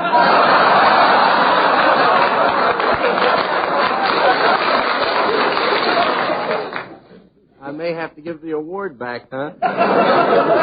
Well, is your boss going to be much longer? No, my boss is not very busy. He's busy right now. But I'll never forget the first time I got married. Oh. My wife says it was a wooden wedding. A wooden wedding? Yeah. Says she married a blockhead. Oh, there. Good afternoon. Good afternoon. Just married, I see. Yeah. Yes, we want to have some pictures made. Something in the comedy vein, or did you bring other clothes with you? Are you going to stand there and let that man insult us? You want me to sit down, dear? Well, how would you like to pose, sitting or standing? Well, I want a background that will fit my personality. Oh, really now? You don't want to pose with your head stuck out of a gopher hole, do you? Will you hurry? We want to give our wedding pictures to our friends. That is the dirtiest trick you could pull on anyone. Wonderful. Here, you help take the picture. Take a look. I'll take a look right through the camera here and see how they look. Man, they look like $1 million. Did you ever see $1 million? No, sir. That's what I mean. They look like something I ain't never seen. Tell me, do you think they'll photograph? Well, don't you think he ought to do something about them dark circles under his eyes? Why? His nose looks like it's riding a bicycle. Say, will you hurry up? This is a rented suit, and this collar's choking me to death. Oh, there it goes again. Mr. Rubin, yeah? I think we ought to do something about this double exposure. I think we're going to get a double exposure because I used the same film 4 times. Did they? Well, look, develop it anyway. They're so gaga, they're bound to look good. Well, folks, just a minute and I'll have your picture ready. This is one of them new 30-second developers. There you are. Let's see the picture, please. I won't pay for this, sir. It's a double exposure. What do you mean? Well, she's got 2 heads and I'm sitting on my own lap.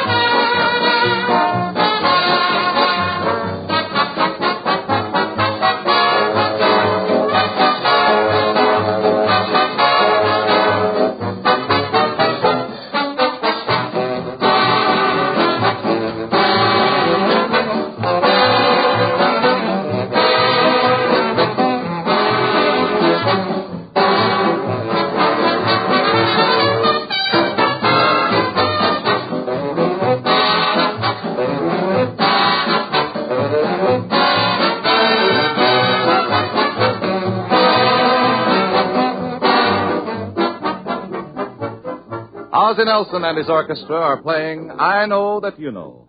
And we all know that most of those New Year's resolutions we're going to make are pretty easily broken. But here's one I think most of us will have little difficulty in keeping. That's right, Brad. Gentlemen, resolve right now to get more pleasure from pipe smoking, more all-around satisfaction. And you'll find all of that in Sir Walter Raleigh. Sir Walter Raleigh is better tobacco. It's made from a choicer blend of the finest selected Burley's grown, carefully cured and aged to give you smoothness, mildness, mellowness, and a rich nut-like flavor. And Sir Walter Raleigh burns even and cool with a pleasing, fragrant aroma. So, gentlemen, keep your resolution and keep Sir Walter Raleigh in your pipe. Tonight, try a tin of Sir Walter Raleigh pipe tobacco.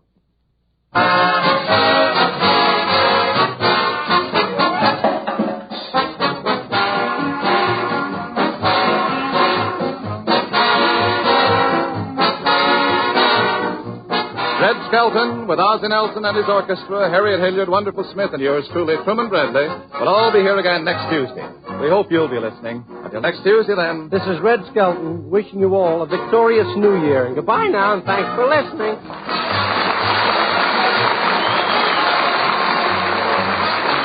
Red Skelton is heard on this program through the courtesy of the Metro-Goldwyn-Mayer Studios. This is the Red Network of the National Broadcasting Company.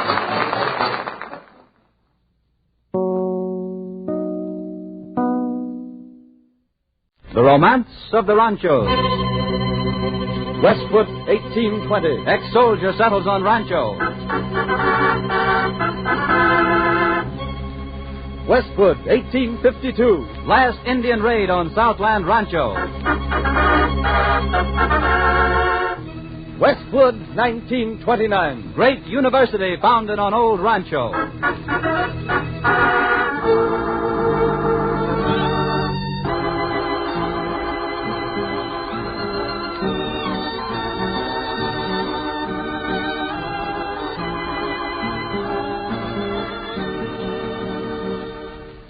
The Title Insurance and Trust Company of Los Angeles presents The Romance of the Ranchos, a weekly dramatization of the colorful and romantic history of our Southern California. Each week, our wandering vaquero, Frank Graham, returns to tell the facts about a part of the Southland rich in the romance of the ranchos.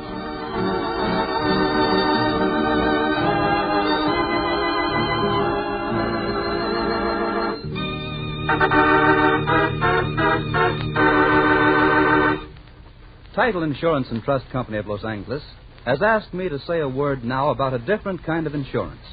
Insurance for victory in our nation's war against ruthless enemies. Your purchases of United States defense bonds and stamps constitute a form of insurance that will provide protection against loss of possessions more valuable than property or life itself. America has never lost a war, and with the united people behind its war effort, it won't lose this one. Unite now for victory by buying more and more United States defense bonds and stamps.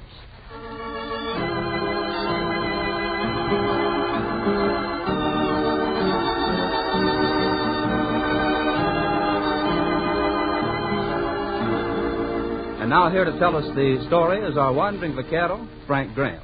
Buenas noches, señoras y señores. First, I want to call your attention to a change in time for this program. Starting next week, The Romance of the Ranchos will come to you an hour and a half earlier at 6 o'clock on Wednesday. That's 6 o'clock next Wednesday evening and every Wednesday evening thereafter. Make a note of it, will you? And now, tonight, we're going to trace the romantic history of that part of our Southland around the communities of Westwood Hills, Westwood Village, Holmby Hills, and Bel Air. This land was once the great Rancho San Jose de Buenos Ayres, a region rich in the romance of the ranchos.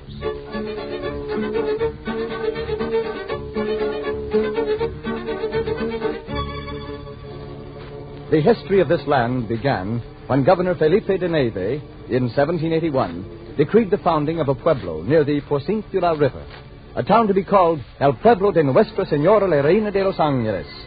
He also provided the population for that otherwise lifeless spot of Southern California. Up from Sinaloa came a tiny band of soldiers and settlers to found and build a village which was to grow into the great city of today. There were only a handful of them with their families. One of them was the soldier Maximo Analis.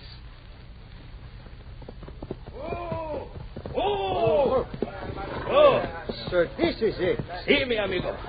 This is the site. You mean to tell me that tomorrow we bring our families from the Mission San Gabriel, listen to a speech, and just call this barren, dusty spot home and stay here? See. As soon as the ceremonies are over, we begin to build our houses. And in the meantime, our families sleep on the ground in the dust. Oh, come, mi amigo. You must not be discouraged. Any new venture looks bad at first. Wait until we have a few adobes up around the plaza, a few corrals and stores. Then it will begin to look like home. Ah, it is a stupid idea anyway. Out here in the middle of a wilderness, nobody, nothing around. Oh, but you are wrong. There are many Indian villages near here and the Mission. Ah, the Mission. If the Padres want to live in the wilderness and preach to the Indians, let them. But why should I have to? Oh, you do not understand. Can you not see? Can't you look out across these beautiful plains and see the country that could be? Fertile orchards, great herds roaming the grazing land, a thriving town, ships stopping at the bay, bringing goods to us, taking hides and tallow from us to every country of the world. Ah, that is a glorious sight. Madre de Dios, this heat has touched your brain. You're completely loco. You're seeing things that don't exist and never shall. Oh, no, you are wrong. They will exist. We will make them exist. Ah, this may be a barren, hot, dusty, lonely spot now, but wait, mi amigo, wait. Someday El Pueblo de Los Angeles will be a place to be reckoned with.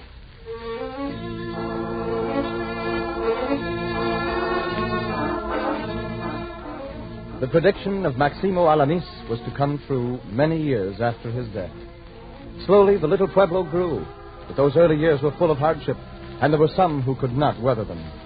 One of these was Senora Alanis. After her death, Maximo lived on in the little house in the pueblo. For several years more, he carried on his duties as a soldier in the fast-growing Pueblo de Los Angeles. But age was creeping up on him, and one day he was called to see the captain who had just come from Monterey.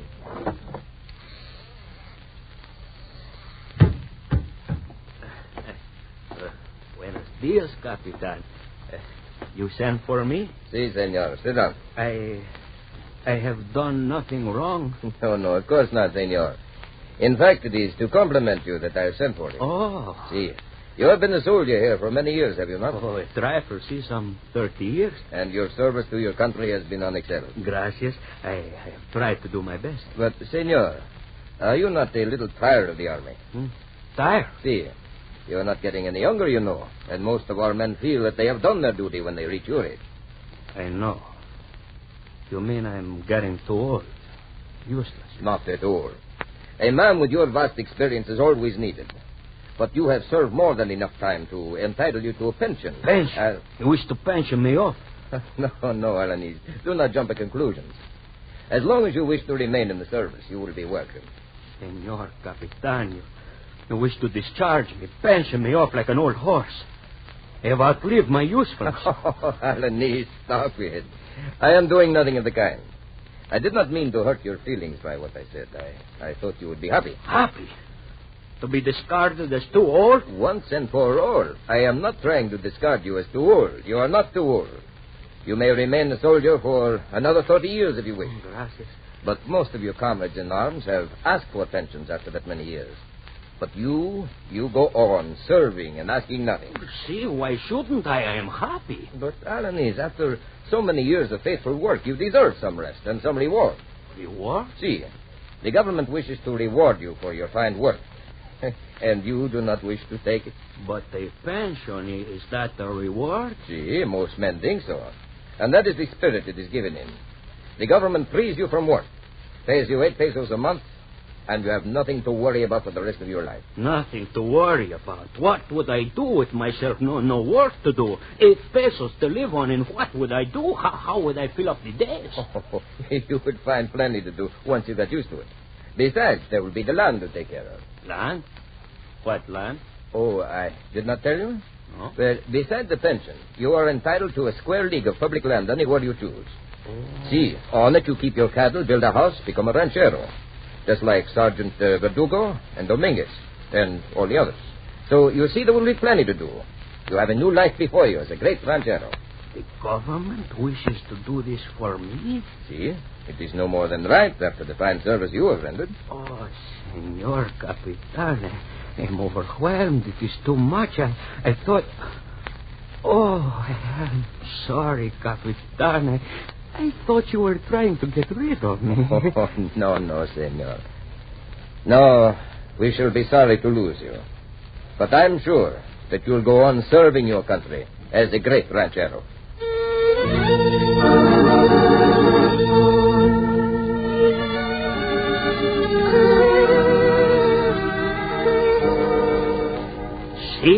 See, mi amigo, it is fine, but now that I have my pension, what am I to do? Do? Just sit in the sun and enjoy life. What more do you want? Oh, to a man accustomed to action, just sitting becomes unbearable. I should like to try it just once. The pension is not that much. You cannot live like a prince, you know. That is all the more reason for you not to move around too much. Action whets the appetite. Your pension is plenty if you sit in the sun and don't get too hungry. You are hopeless, mi amigo. Oh, but this is no joking matter. I am serious. See, I know. But why, if you want action, don't you go out and find your rancho that you have coming? Oh, I have looked all around the pueblo. There's no land close by that is not spoken for. See, I know. But there is plenty of fine, rich land just a few leagues away. See, but I am an old man, lonely, my children growing up, my wife gone. I've lived all my life in the pueblo. I do not enjoy the prospect of going out to a lonely adobe in the hills to spend the rest of my days. Then, my friend, get married. Raise another family. Huh? What are you saying? Of course, you are not so old. All this talk of pensions has made you feel old. You still have many years of life ahead of you. In fact, a whole new life. Look at it in that way, mi amigo. Oh, but marry again. After my wife died, I knew your wife too, senor.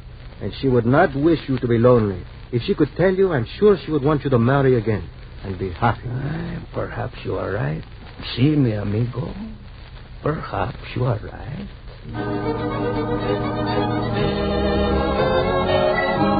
And so Massimo Alanis did not close his lonely heart to romance, and presently he found the love and comfort he sought.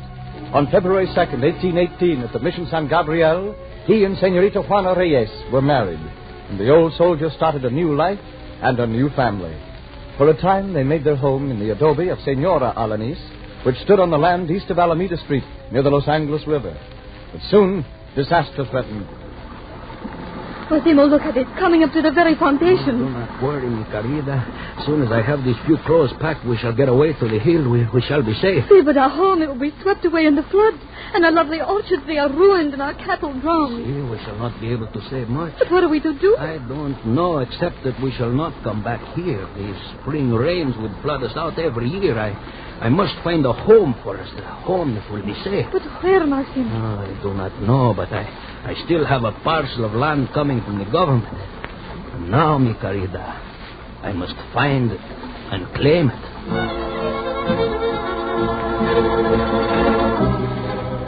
And so Massimo Alanis set out on a search for his rancho to be.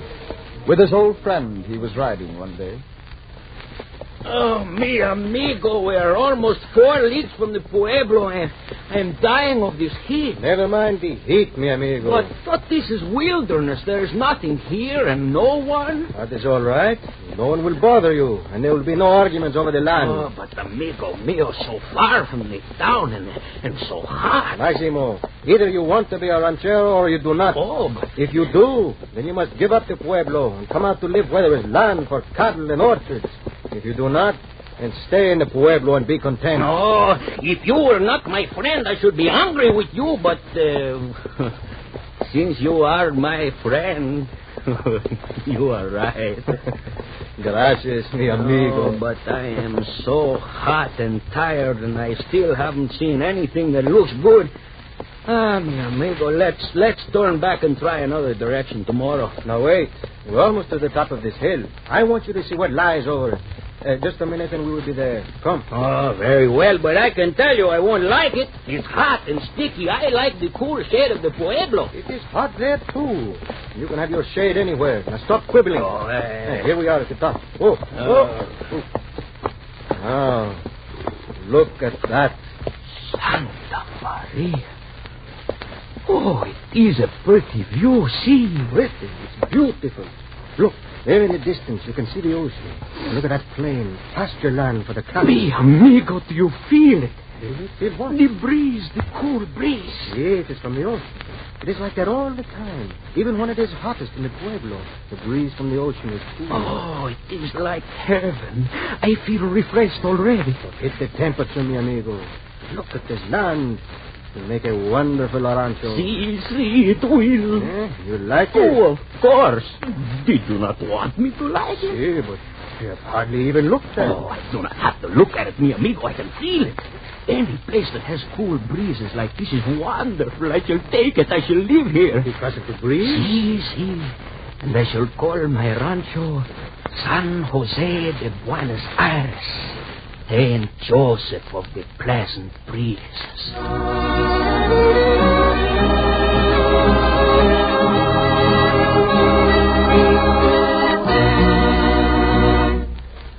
If you sell a parcel of real estate or borrow money and offer real estate as security, your prospective purchaser or the bank or other financial institution you're dealing with will probably require that you furnish a policy of title insurance.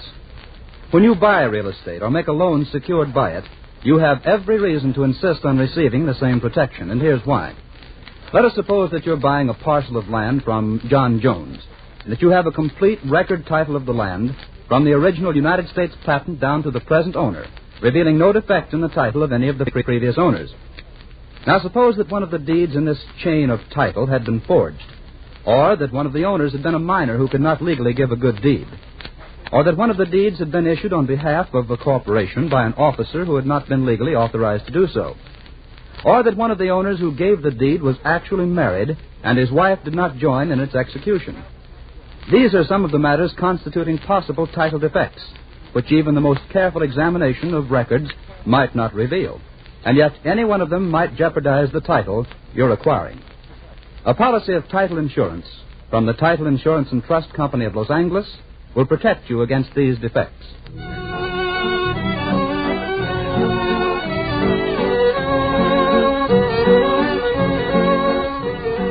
It was in 1820 that Don Maximo Alanis found his rancho, San Jose of the Pleasant Breezes, and applied for his grant.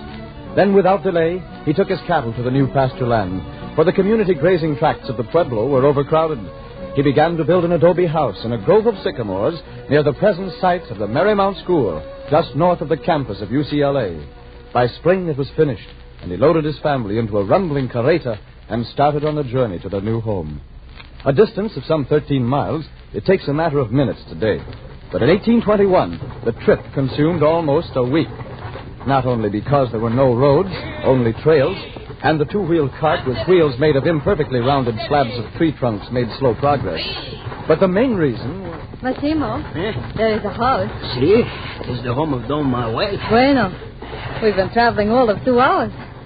I'm tired. Carita, you mean we should stop? Si, de seguro. Oh, but I do not like Don Manuel. I know, Massimo, but we cannot pass him by. You know that? He would never get over the insult. But why must we stop at every house all the way to the rancho, whether we like the people or not? Now, Massimo, you know as well as I that it would be a breach of custom if we did not. Oh. They are probably all prepared for us.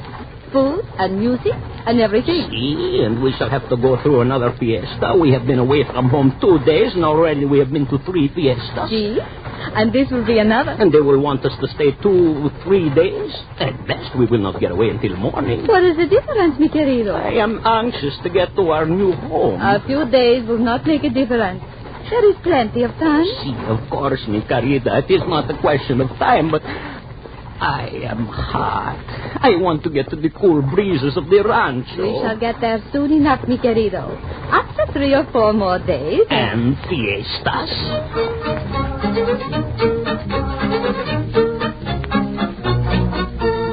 Time meant nothing, and the traveler must stop at every house along his route for a visit. There was always food and music and dancing.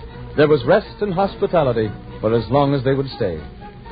But finally, Alanis was in his new home, his family safely established there, and one by one, the pleasant years rolled by. They were prosperous, peaceful years, marred only by an occasional argument over water rights. But then, about 1840, when Maximo Alanis was indeed an old man, a real trouble threatened. Maximo, mi amigo, it is true. Sepulveda has actually claimed part of your land. No, I cannot believe that Don Francisco would do this to me. Perhaps it is a mistake, but he has included part of the Rancho San Jose de Buenos Ayres in the map of his land to be sent to the governor. This has never been part of his Rancho San Vicente. You know that, mi amigo? Si, I know it. So do most people around here. But does the governor up north know it? See, that is the trouble. He has never given me full title to the land, even though they gave me possession of it for my services as a soldier. I never received any proper title. And for all the governor knows, this might be Sepulveda's land. Si. But, mi amigo, you must do something right away. If you do not, your rancho might be taken away from you. But I have lived here for 20 years. Everybody knows that. More than that, what can I do? You must petition the authorities right away and ask for a proper title to this land. See, I will do it immediately.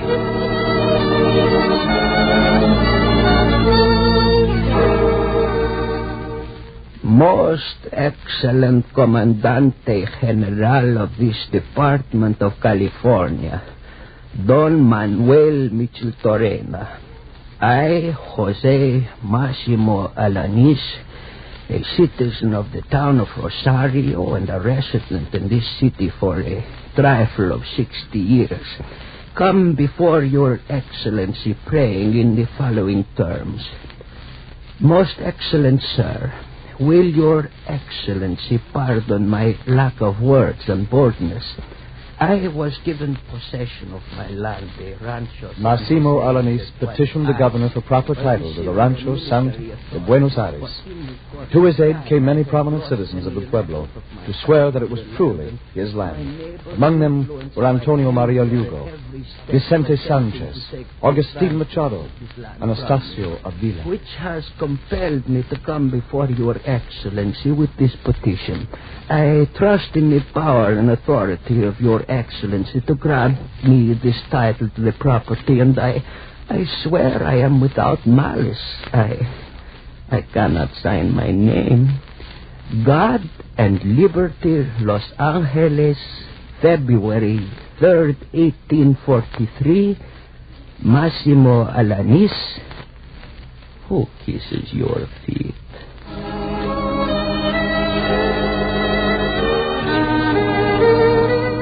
Massimo's petition was successful, and at last he held full title to the Rancho San Jose de Buenos Ayres.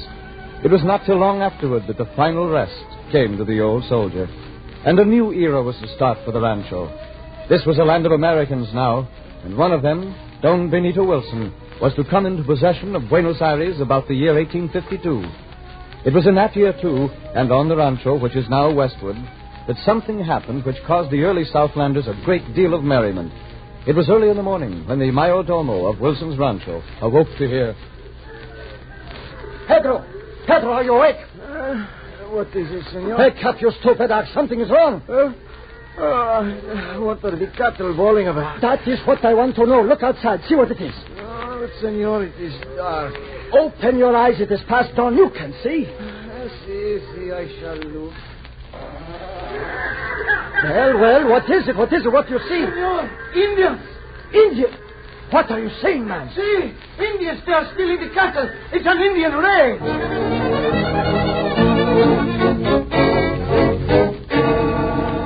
An Indian raid?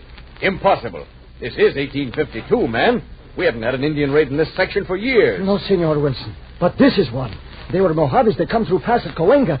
They stole 500 head of your cattle. We chased them. They came through Coenga? But then they crossed several other ranchos to get to Buenos Aires. See? And they didn't steal any cattle anywhere else? No, Don Benito. Only yours. Well, that means they deliberately went out of their way to steal my cattle. Maybe. But why? Haven't I always been their friend? Haven't I gone out of my way to help them? Spent my good time and energy acting as Indian agent just to help them? See, they call you stepfather of the Indians. And then they do this to me. Maybe Why? because you are their friend. They do not like to steal from strangers, eh? After all I've done, why, if I ever catch them... Senor, you are angry with him? You said... Never mind what I said. For once in my life, I'm angry at them. If I can lay my hands on them, I'll cut out their hearts. Don Benito. I mean it. And I will catch them. Gather them in right away. After all I've done for them, they do this to me. Don Benito chased the mischievous Mojaves across the mountains, but in vain. That is what made the incident even more of a joke to the townspeople of Los Angeles. Seeing good-hearted old Don Benito hot on the trail of some of his beloved Indians, really angry for once in his life. But that was the last Indian raid on the rancho. And now, under American influence, its phenomenal growth began. In 1884, John Wolfskill bought the Rancho San Jose de Buenos Ayres for something over $40,000. 3 years later, after the Santa Fe Railroad came through, he was approached by a man. Mr. Wolfskill, I represent the Los Angeles and Santa Monica Land and Water Company. Ever heard of us? No, I haven't. Well, you will hear lots about it. We're organized to start a new town right around here. We'd be interested in buying your land. That is, if you don't want too much for it. Well, I'm not particularly interested in selling it. Probably ask a pretty good price. How about, say, $100 an acre? What? $100? Why, man, that'd come to almost $450,000. Yep. If that ain't enough, well, I could see my associates. Holy mackerel. $450,000. Hey, Mr. Wolfskill, don't you feel well?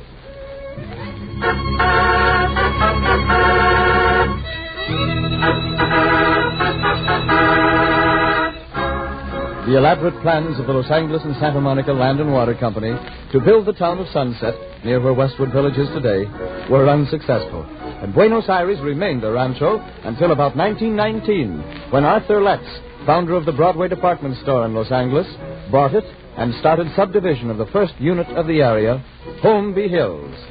Later, the Jans Investment Company handled the development of the land into the present beautiful communities. Then, in 1929, a portion of this property was chosen as the site of the great new University of California at Los Angeles. With the huge institution of learning came business and homes. And in the 12 years since then, the area with its communities of Westwood Village, Westwood Hills, Holmby Hills, and Bel Air have completed as phenomenal a growth as any in fast-growing California. From a grain field in 1919 to an area with almost 24,000 inhabitants and many millions of dollars worth of building investments, such is the story of modern progress on Massimo Alinice's Rancho San Jose de Buenos Ayres. And such is the romance of the ranchos.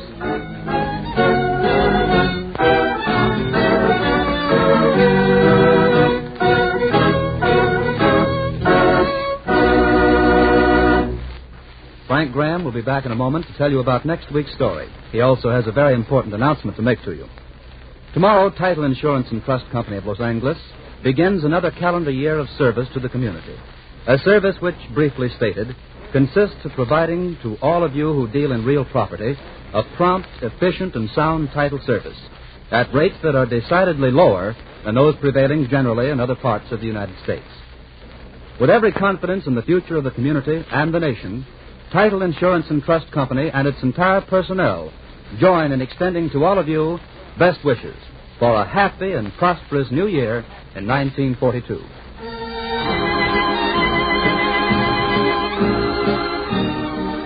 What's the story for next week, Frank? Next week, we're going to tell the romantic love story of a young American, Joseph Chapman, and the beautiful young senorita who saved his life.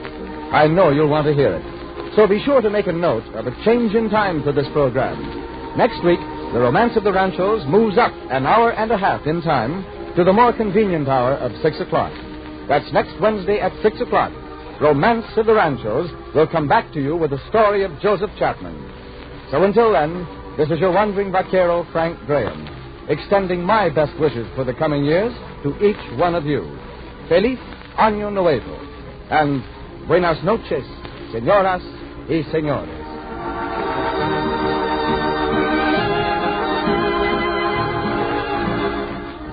The Romance of the Ranchos, a presentation of the Title Insurance and Trust Company of Los Angeles, featuring Frank Graham as the wandering vaquero, is dramatized by John Dunkel and produced by Ted Bliss, with special music arranged by Irwin Yo. Remember, next week, Romance of the Ranchos comes to you at a new time, 6 o'clock on Wednesday, 1 hour and a half earlier. Bob Lamont speaking and bidding you good night. This is the Columbia Broadcasting System.